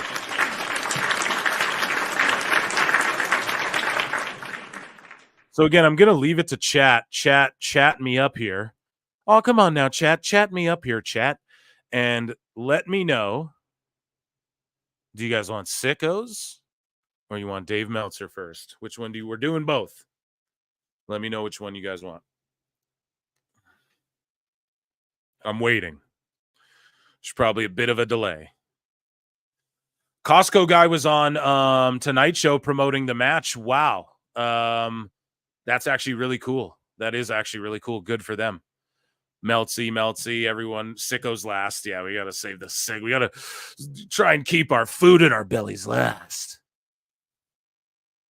So, okay, guys.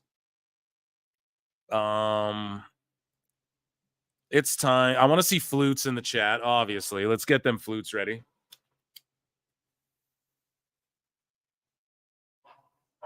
I see the flutes. I see the flutes. I see the flutes. I see the flutes.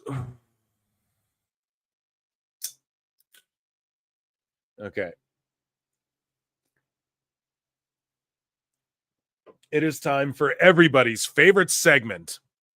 And it is called Dave Meltzer's Dumb Moment of the Week.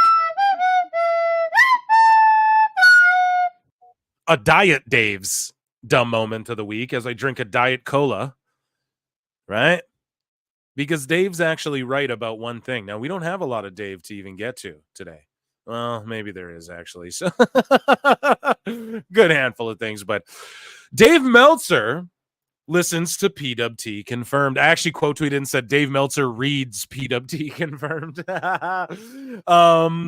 Meltzer says some indie wrestlers reportedly already under WWE ID contracts. Oh, so like I said a fucking month ago. My word. So Dave Meltzer is actually right in a Dave Meltzer smart moment of the week. Ha ha ha ha ha ha. Oh, oh, oh, oh, oh. So Dave Meltzer has hailed WWE for immediately portraying new signing Zarya like a star following her NXT debut. And Dave goes, they have done such a great job building her up. When I saw that, Zarya's debut, it's just like that is you know how you take essentially a complete unknown and you actually just Brian, and you just make her a star in a couple of videos to build her up, and then she shows up and lays people out. She's a main player now. Damn it. So Dave comes through and actually says something we can agree with. Yeah. But it's hard to like argue that, you know, Dave, you finally just admitted WWE did something right, you know, even though they've been doing so much right and AEW's been doing so much wrong, you know. So good on Dave there, you know, but still fuck him. So Mike Glass quote tweets Meltzer and says, you defend their ratings every week. And Meltzer says, this was about profits, not ratings. But AEW did get a $555 million 3-year deal based on their ratings. So no need to defend the ratings. So he's saying, you know, like their deal is so valuable, you don't even need to defend it because they're still getting money based on their last ratings. But I don't think they got money based on their last ratings. I think they got the money based on WBD being able to peel off the top. Like I always tell you guys, like, okay, we can get some of that pay-per-view that does sell 100,000. Okay, we can take some of that. We'll put you on fucking Max, so they're buying it through us. Okay. Oh, we'll take some of that whatever money, you know, that comes in from the live attendance or whatever. Okay.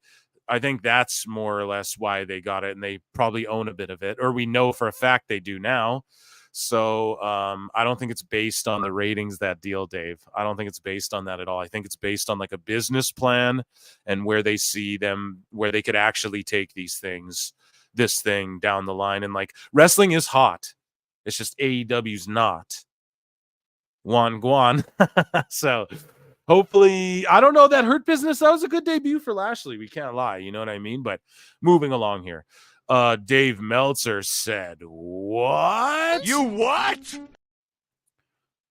So Dave Meltzer responds to Bischoff, who says, since math appears to be your strong suit, Dave, calculate the current average loss of audience over the past 3 years using the same approximate dates, 22 to 24, for each of these years to determine how long it will take AEW, etc. Right? I don't have what the fuck Bischoff all said.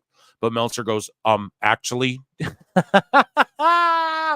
he actually says, actually, doing full years is more accurate. And the answer is, 7.4 years. Of course, actually, except using, the same, if you look at, the math, if you take the attendance drop from WCW, from 98 to 2000, using math, it would be a negative number by 2002. But in actuality, it ended up as a flat 0 in April 01. Same with ratings. 0 by April 01. Next time, quit pitching me hangings. Lighters. Dave feeling himself. Wavy Davy, man. Seltzy Dave. Oh, man, I love it. I love it. I love when these two argue. I can't wait to hear Bischoff's response to this. But Dave doing straight up fucking Steiner math. And I mean, some fucking person, no one can, I don't know. How do you call him on this shit? It's like, what's the equation you're doing? Like, what the fuck are you even bibbling and babbling about? Right? The attendance and the viewership's down, right? So that means like what Bischoff is saying is, look, what's the average loss, dude? Like they're hemorrhaging over the last 5 years. That's what needs to be studied. Okay? They were on such a hot streak, and then it just entirely fell off rapidly, especially the last 2 years, 2.5 years. What happened, you know? And then you just go into this whole fucking, let's talk about WCW. And maybe Bischoff was talking about WCW before, but it's just like, you can't compare WCW. WCW actually made some fucking stars in the process as well. The Outrunners versus Rush and the Beast Mortis was the high point in terms of viewers from this week's Collision. So I don't know how many people watch Collision anymore, but the Outrunners are proving to be a draw merch-wise, and as far as like the little bump in ratings they get, put them on Dynamite, but Tony won't because they were the Outrunners before AEW, and he doesn't, unless you're a star in WWE, he doesn't give a fuck if you get yourself over. He doesn't like that at all. Only the people he thinks that he's getting over is allowed. You know what I'm saying? So according to those close to the situation, this is according to the Observer newsletter, Darby Allin being planned for the AEW title this year after Bryan Danielson. The secret plan from months ago was always Danielson to Moxley as a heel. The swerve, the Strickland to Danielson and then to Moxley story was planned prior. That's not a fucking story. This is my problem, right? That's not a story. The swerve to Danielson and then Moxley story. No, just booking who's going to have the belt. That's not the story. The story would be the shit happening in there, right? You mean like the booking, you know, the fucking booking hot potato of the belt going around was planned prior to Moxley winning the IWGP title, but apparently the only people who were supposed to know were Tony Khan, Moxley, Danielson, and Allen. Well, aren't you glad you fucking stooged that, Dave and Brian Alvarez? The only people who are supposed to know that, and you just told everybody that? Jesus Christ. So, pardon me, guys. Katsuyori Shibata reportedly still has heat with New Japan after his 2022 Wrestle Kingdom match versus Ren Narita. Now, listen to this. Listen to this. This is fucked. And this is what we've talked about when it comes to Saraya and Edge and these people. So, Dave says the issue is the Japanese doctors won't clear Shibata. Bro, in Japan, don't they have like some of the best fucking science over there and shit, dude? I would fucking listen to them. Number one, the New Japan doctors. Number two, they're still pretty hot on Shibata for double crossing them in that match with Ren Narita a couple of years ago when they're supposed to go out there and do a grappling match. And then Shibata called an audible in the ring when he was not cleared to do an actual match with striking and went and did an actual match with striking. Dave, an actual match? Do you mean like a shoot, or do you mean, oh, it wasn't an actual pro wrestling match because it was just grappling? Dave, if you know how to work, you just know how to work, bro. It's crazy. Because he double crossed them, they have never put him in the ring since. Eventually, he was no longer the head trainer at the dojo, and they cut all ties with him. And that's when Tony Khan was there to pick him up. Oh my God! Of course he was. Of course I was. It was great. I scooped him right up. But yeah, the doctors wouldn't clear him in Japan, dude. Like, wouldn't they know? And AEW's just like, yeah, get in there. Tony's like, don't worry about it, pal. Get right in there and do the damn thing. You got it, Shibata. You're still the best. Oh, man. Craziness. So. It's great. This is time for our Sickos segment. Although we dabbled in here a little bit earlier, chat. Hope you're Let's fucking go. Here, I'm going to pull this up on the side.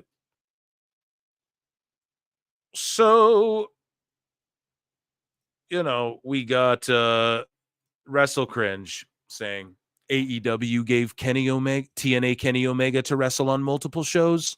AEW won't even, which it's like, okay, do you see all the all the fucking WWE people in TNA lately. They gave him Wes Lee. WWE won't even let AJ appear on TNA for a Hall of Fame speech.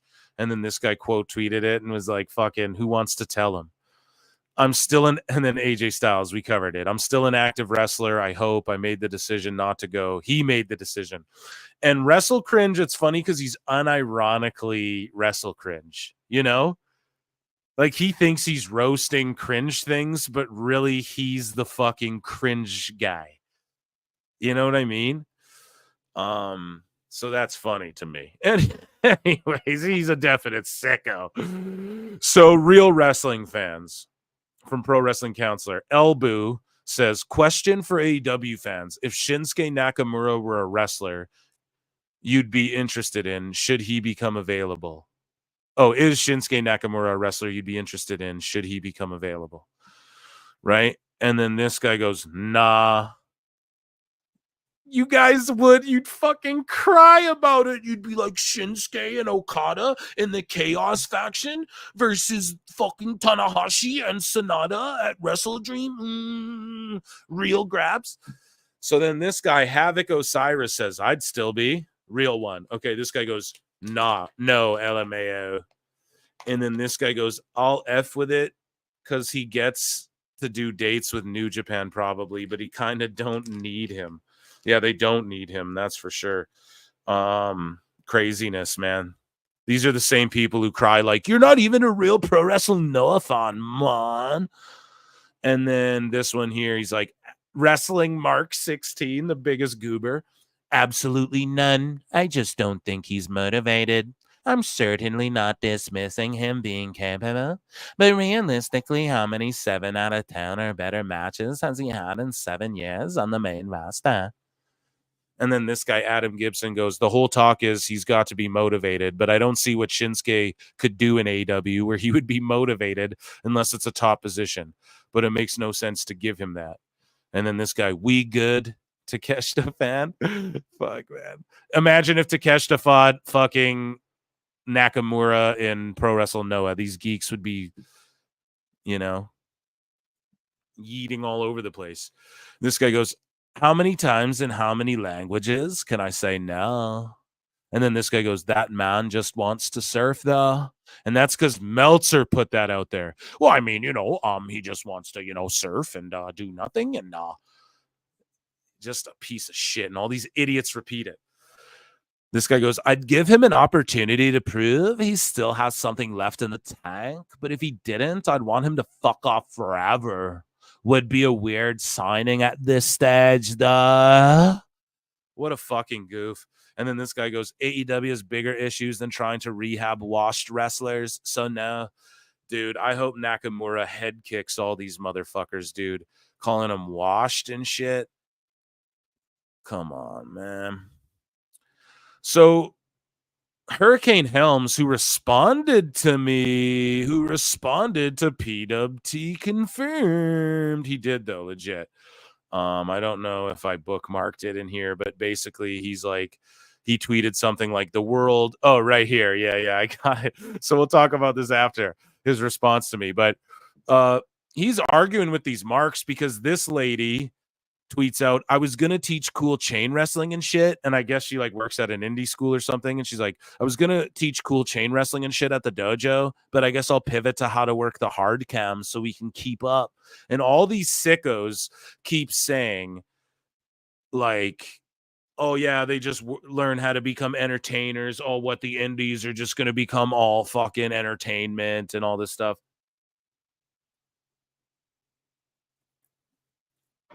And so Shane Helms quote tweets it, and he goes, if you don't want to work on television, no one is going to force you. Some actors prefer Broadway or cinema. Exactly. Some actors like Nicolas Cage, they won't do any TV series. He's like, no, I only do films. I'm a film actor. He won't ever do it. So exactly. It's just it's preference. It's like Ricochet. He wants $1 million and he doesn't care about legacy or none of that shit. Okay. You know, go do your thing. Hurricane says, and that's perfectly okay. But if you want to work on television, knowing where the cameras are and playing to them, it's vital. Boom. You want to be a TV star, bitch. This is how you got to be a fucking television star. This guy goes, this guy, Sugar Shane Helms goes, it's not difficult to do this while chain wrestling. I'm sure you can do both. Destroyed. Dude, exactly. Do you know who used to chain wrestle while working the fucking camera? The Hurricane. Jesus Christ. And so she goes, nah, I can't possibly look at a camera while doing wrist locks, impossible tasks. Sorry. And then he goes, well, if you think playing to the camera means looking at the camera, that could be a problem. Owns her again. Owns her again, bro. Owns her again. Love that. Shout out the Hurricane, dude. And I seen him like, you know, he was still arguing with people about this. And I saw somebody, it might be in the fucking Sicko segment here, bookmark somewhere. But someone was like, in Japan, they don't work the cameras at all. And I'm sitting there going, they don't work the fucking Okada doesn't work the camera? Dummy. Yeah. You mean, and like, especially if you're a fucking New Japan mark, like I used to be, it's like Naito didn't work the camera, bro. Okada's whole thing where he does his little hands in the air and the camera zooms out involves not looking at the camera and is working the camera. Like, are you fucking joking me? Why do you think the women Japanese wrestlers have those, like, those, they even like them walking to the ring, they have like unique walks. Look how like Io Sky like does that sort of like stumble dance thing to the ring. That's working, that's playing to the camera. Makes you look different. It makes you go like, what is she doing? Like, Jesus Christ, that has nothing to do. It's just so crazy. Some of these people, not burying this indie lady, but it's just like, come on now. But anyways, though, Hurricane responded to me as well because, and I had to put him in here because it's a sicko. He believes in black helicopters. No, but Hurricane Helms goes, our history books are so incomplete. There's so much we don't know. And I comment underneath and I go, the Tartarian Empire is the craziest shit ever. And Shane Helms goes, right? So he knows about the Tartarian Empire. Black helicopters confirmed. Oh my God. But for real though, guys, Google that when you have time. It's crazy. Daniel Flores for $2 says, give Bobby the AEW belt now. Yeah, I agree. Daniel Flores for $2 says, I'm bored of the White Dragon Moxley. Yeah, bro. And I'm it's gonna be, if the mole is correct, which he's been batting 1,000, it's gonna be BCC beats up all these guys, and then it's gonna be the Hurt Business try and take them out, but ultimately in the end it'll be the Bucks and fucking Omega and them who take out the BCC or whatever. So, or the White Pool Moxley clan, White Dragon Moxley, KK clan. But yeah. So this guy had a sign that says Anna J has not improved. I love Anna J. I think she has improved, but that guy, I don't know. AEW fans can never please him. They're fickle as fuck. So Triple H's thought says everyone is entitled to their own opinion, except when this is their opinion. AIR Gold says Austin Brett is an excellent match, but I think Hangman has had several that have surpassed. Dude, I can't believe this, man. And I've put over my slew of Hangman matches, okay, even against Mox, but to say that fucking Austin Brett. And here's the thing, too. Hangman alone can't have matches than two people coming together that are better. Just like you have to say Hangman and this person did Austin Brett. You know, you can't compare two people having a match to like one guy having matches. Real ones know what I mean by that, too. And not WWE real ones. Real ones. PWT real ones, okay? And so he also followed up on that. I have another one. So he posted this in-ring ability and overall match quality. It's not even close. Hangman clears Stone Cold by a lot. And this guy goes, I'll get by my Federation fans this time, but well, Austin doesn't move me that much. Yeah, I don't know. You're just a dumb fuck. There's literally no pops bigger than when just out of the blue, Austin's fucking glass hits when everything. Go back and watch any video of when that fucking glass hits, when, like, you know, all hope seems lost. You know, there's just countless times like Vince is, you know, running amok, and just out of nowhere that Austin music hits. You know, DX is brawling, The Rock and Mick Foley and everything, and then Austin, the glass hits, and just that shit is like drugs. That is literally The Rock Goosebumps gif meme, okay? Is when Stone Cold's that glass shatters and everyone just go look up any video of it. I'd do it if I didn't get Don Stevens, you know? Just look up any fucking Stone Cold Returns video and tell me that Hangman's ever moved anyone like that. Period. When Stone Cold comes out, the chair, all hope's lost. He comes out, he starts laying waste to everyone. You know, stunner party. Everyone gets stunnered.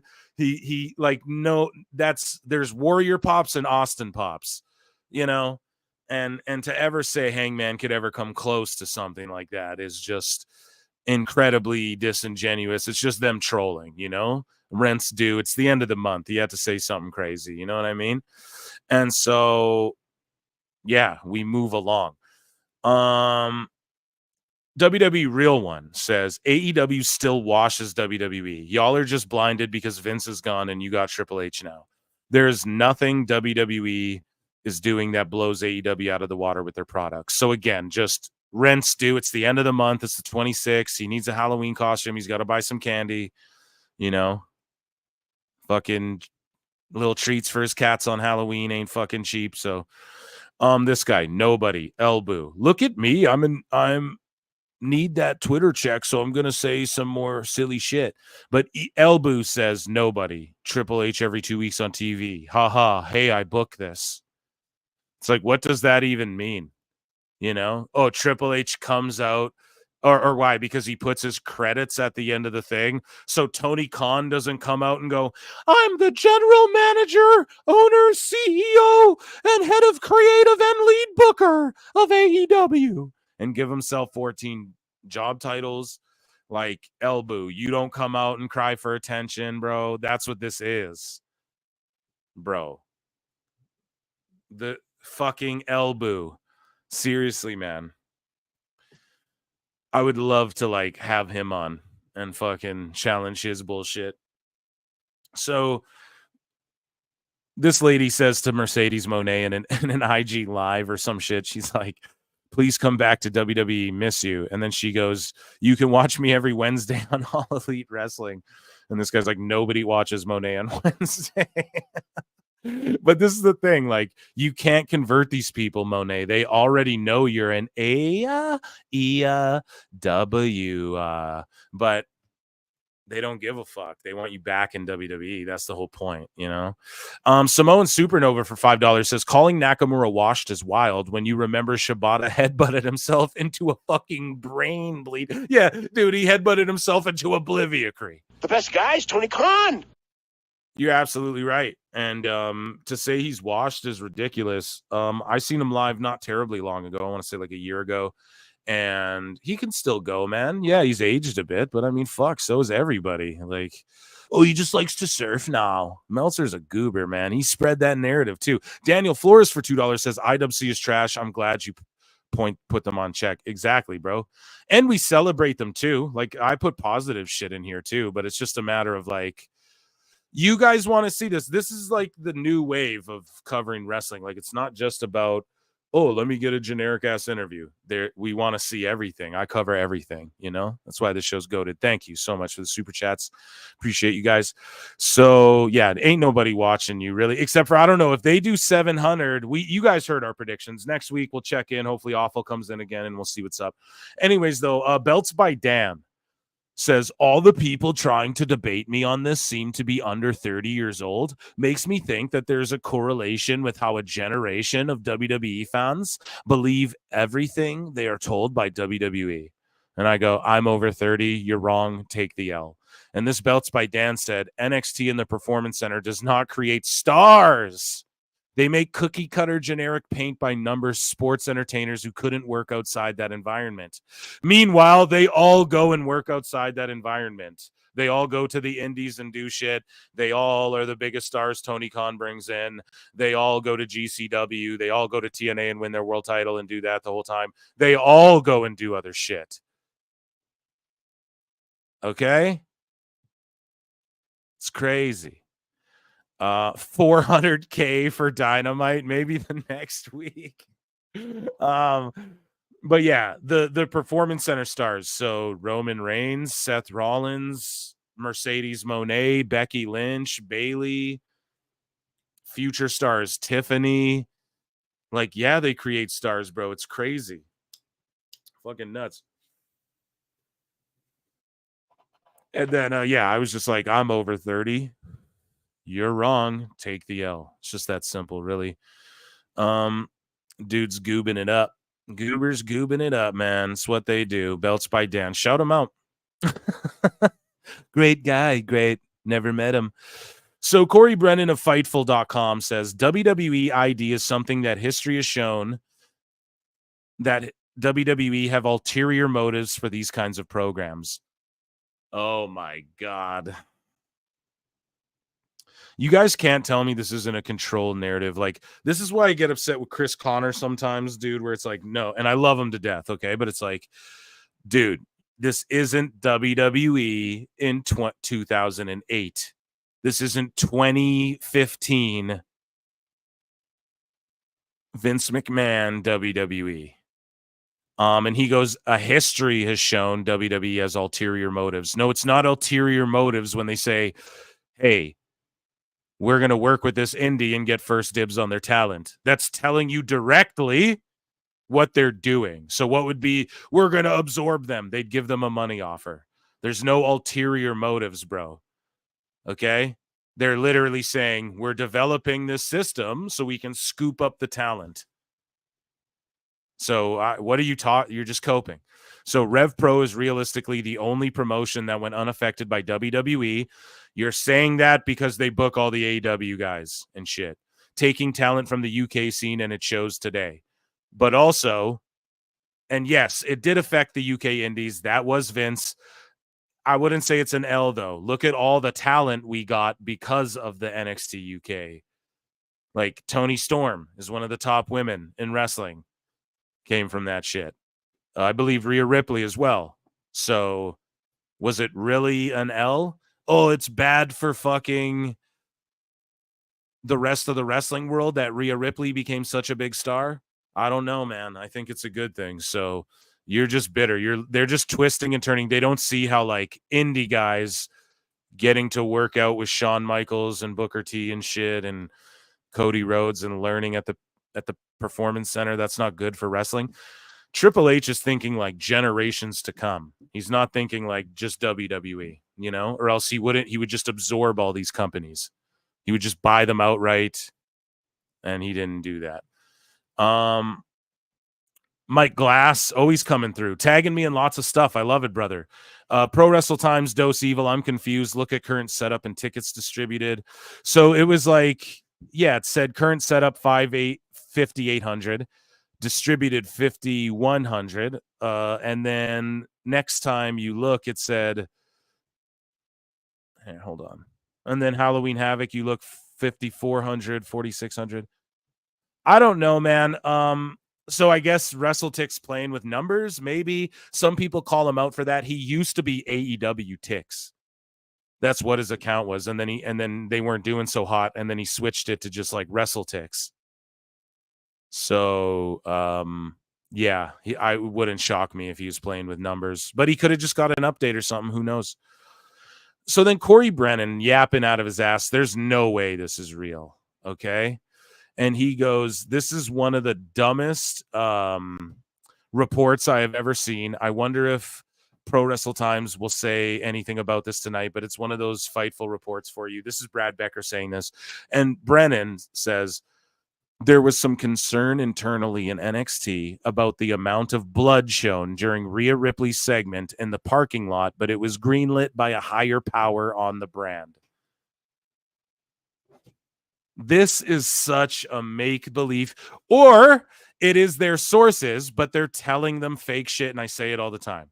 Yes, you have a source, but he's telling you fake shit, and then you guys report it, then you have fucking cake on your face, and then you just need to admit it after or whatever. But I don't believe this for 1 second, and y'all were just wrong about the AJ Styles shit, so we don't need to listen to none of that, but that's insane to me. AIR Gold taking screen grabs of JD from NY Sicko fight. So JD posted, too early for this shit. Will Ospreay versus Ricochet Backlash. I see your tweets and your engagement farming account. Stop throwing excuses at me. It's sad. And then he says, I see why people asking ridiculous questions already. Why? It's too soon. No, it isn't. You forward a story of revenge, build war games with 4 weeks still left to go, and establish one of the most legit themes in world on your show is Champs Gabagoo. So shout out JD.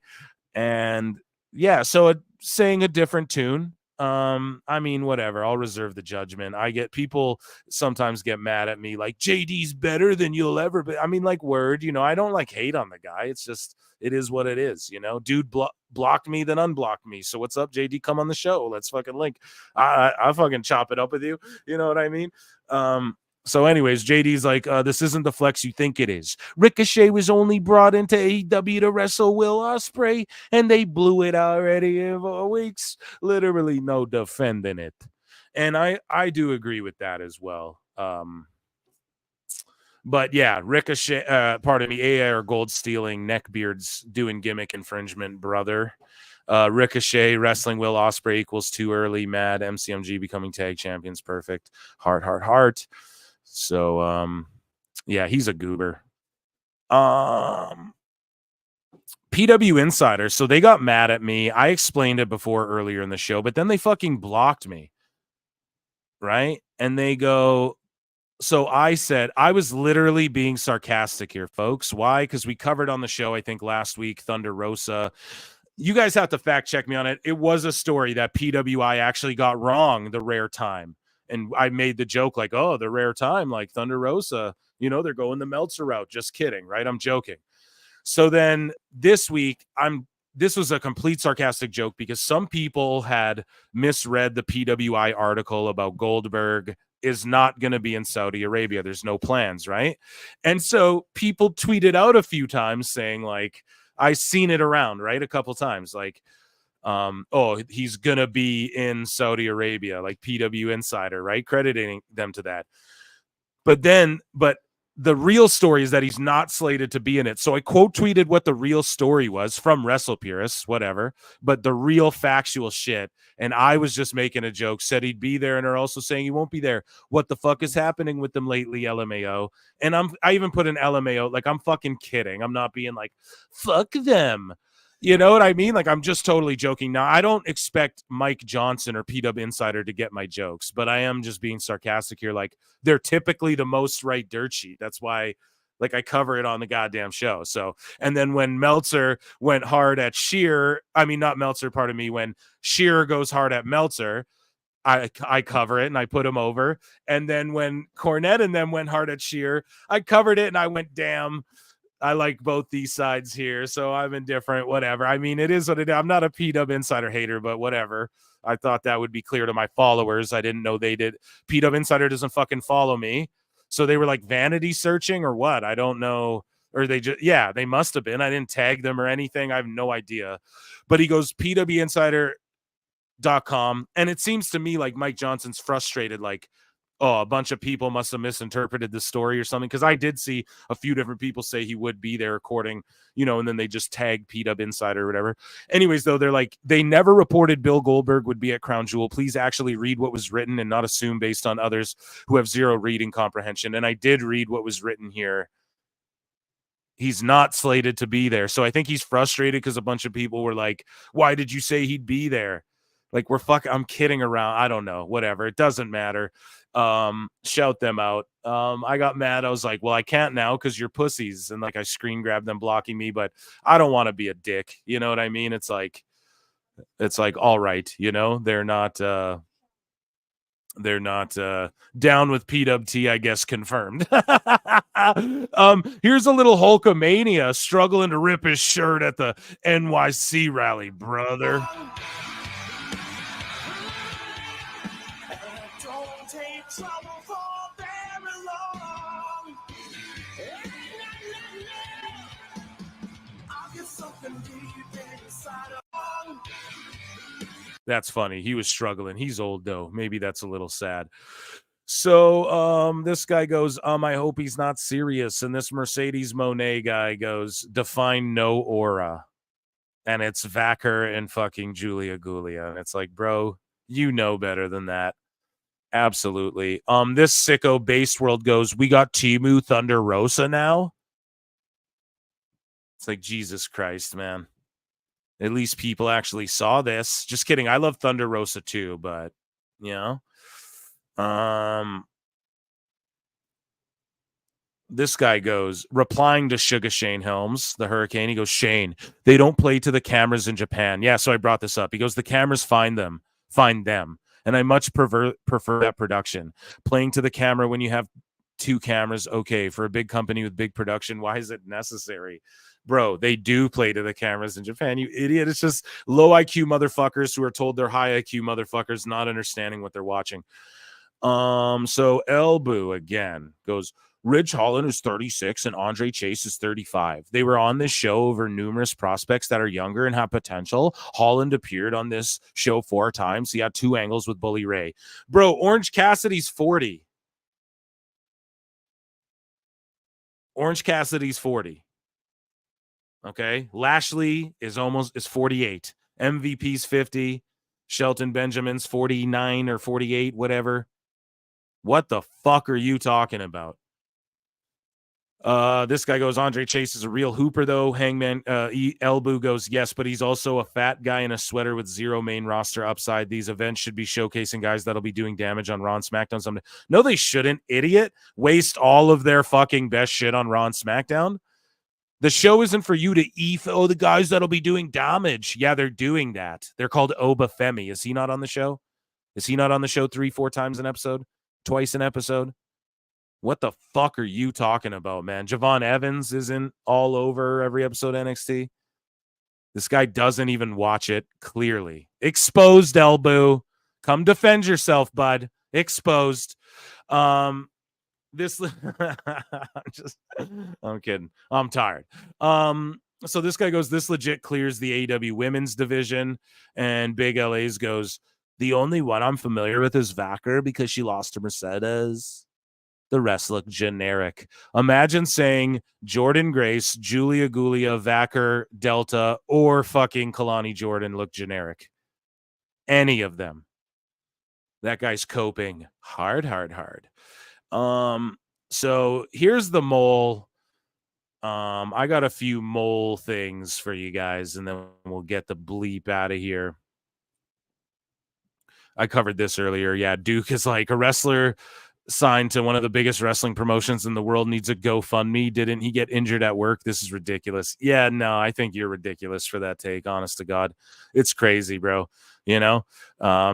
Anyways, so some mole stuff. So Real One trying to fucking follow the mole, which I just thought was, I rarely like his shit, but I just had to like that one because it's hilarious. And yeah, he's capping off his followers at 555. Just so y'all know that. And so, yeah, shout out to Mole. We have some more mole. I'm going to save some of these too for a pod I got coming up. So he also tweeted out, welcome home. Now, we didn't see Hobbs. Maybe this means he's cleared, though. And maybe he teams up with like Swerve or something to fight Lashley and them. Swerve's going to need to recruit people. So just something to keep an eye on. He deleted that post, though. Oh, shit. Is it because Hobbs didn't show up, Mole? You liar. Is the Mole Liar! Tell us what you know, you goddamn liar! No, I like the Mole regardless. But yeah, it's been deleted, guys. Uh-oh. So the worker bees are in full espionage mode, trying to look like they're doing things, but checking everyone's movements and phones covertly. So there's worker bees in the back that are trying to find this fucking mole and that are scoping things out. Hide your flutes, boys. And the mole says that they were giddy about the NXT numbers. Why? We learned because they came out, I guess, while we were on the air here. I guess baseball playoffs hurt NXT a little bit there. Speaking of women's wrestling, though, this lady goes, not one good women's feud booked under this clown. And it's like, dude, what the fuck? So yeah, we got to bring that to everyone's attention. And yeah, what else do I got for you guys? I'm going to save those. So here's Jim Cornette. I'm going to leave you guys with this, okay? A little Jim Cornette sicko action, because this is the way we're sickos, right? See, I'm blocked from performing. I can't unbookmark PW Insider. Jesus. Here's a little Jim Cornette here. Why we love pro wrestling. We got to celebrate the sickos a bit. Here we go. You drive down the side of the road. You see two guys on the side of the road in a heck of a fight. You want to pull over and see what's going to happen, right? And there's a big guy and a little guy. And that big guy is wailing on that little guy. And you're like, boy, he's getting a shit kicked out of him. But that big guy, he looks too big for me, so I'm not going to mess with this. But then, because you're a human and it's human nature, the little guy comes up off the shoulder of the road and starts firing back. And the big guy's getting the shit kicked out of him. And then you're going, yeah, hit him again. Because you don't know who these people are. But you see it, you get with it. Now imagine if you know that little guy, who he is, and that you like him, and that he's your hero.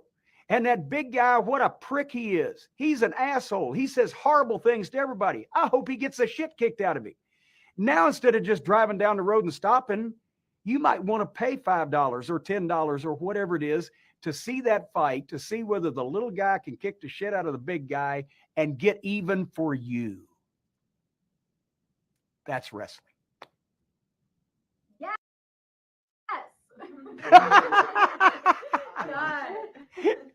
God, that's good.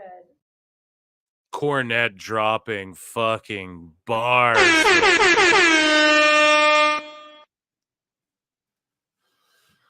My word. Okay, guys. Thank you so much for being here tonight. What a long one. I hung out with you. We did great attendance and all of that. Sorry for the botches in the middle of the show.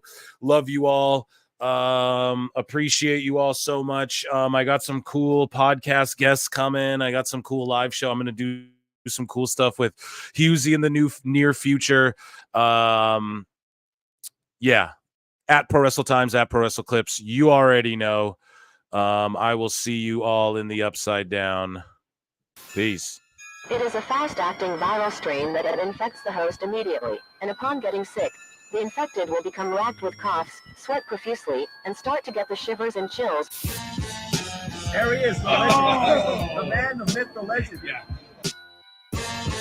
You can't literally run a promotion just for the AEW, what do they call them, sickos? Thank you very much, TikTok and AEW. See you tonight. Tony Khan started telling people there's no such thing as long-term booking anymore. It's week to week. The best guy's Tony Khan. We just secured the bag. It's not like I tried to be a character. It was just sort of happened naturally. But it was never something I intended. It was just something that happened because the wrestlers asked me to do things in matches, and I do them.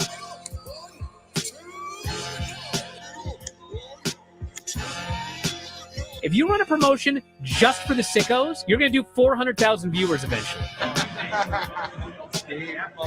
Effing Meltzer. You know that SmackDown actually went over and everything? Yeah. You know, What's the point? the point of SmackDown. What are you getting at here? That the DVRs didn't pick it up. Did they not pick it up? Mine didn't. Let's get into everybody's favorite moment, and it is called Dave Meltzer's Dumb Moment of the Week. What would you like to listen to in your ears? I'd like to hear the flute. Well, if you'd like to flaunt your flute, then we can find you a flautist. We just secured the bag. It doesn't help me. Okay, so complain, but I will complain. Let me have my misery. And when I heard that, I was like, what? Thank you, fuck you, bye, boom.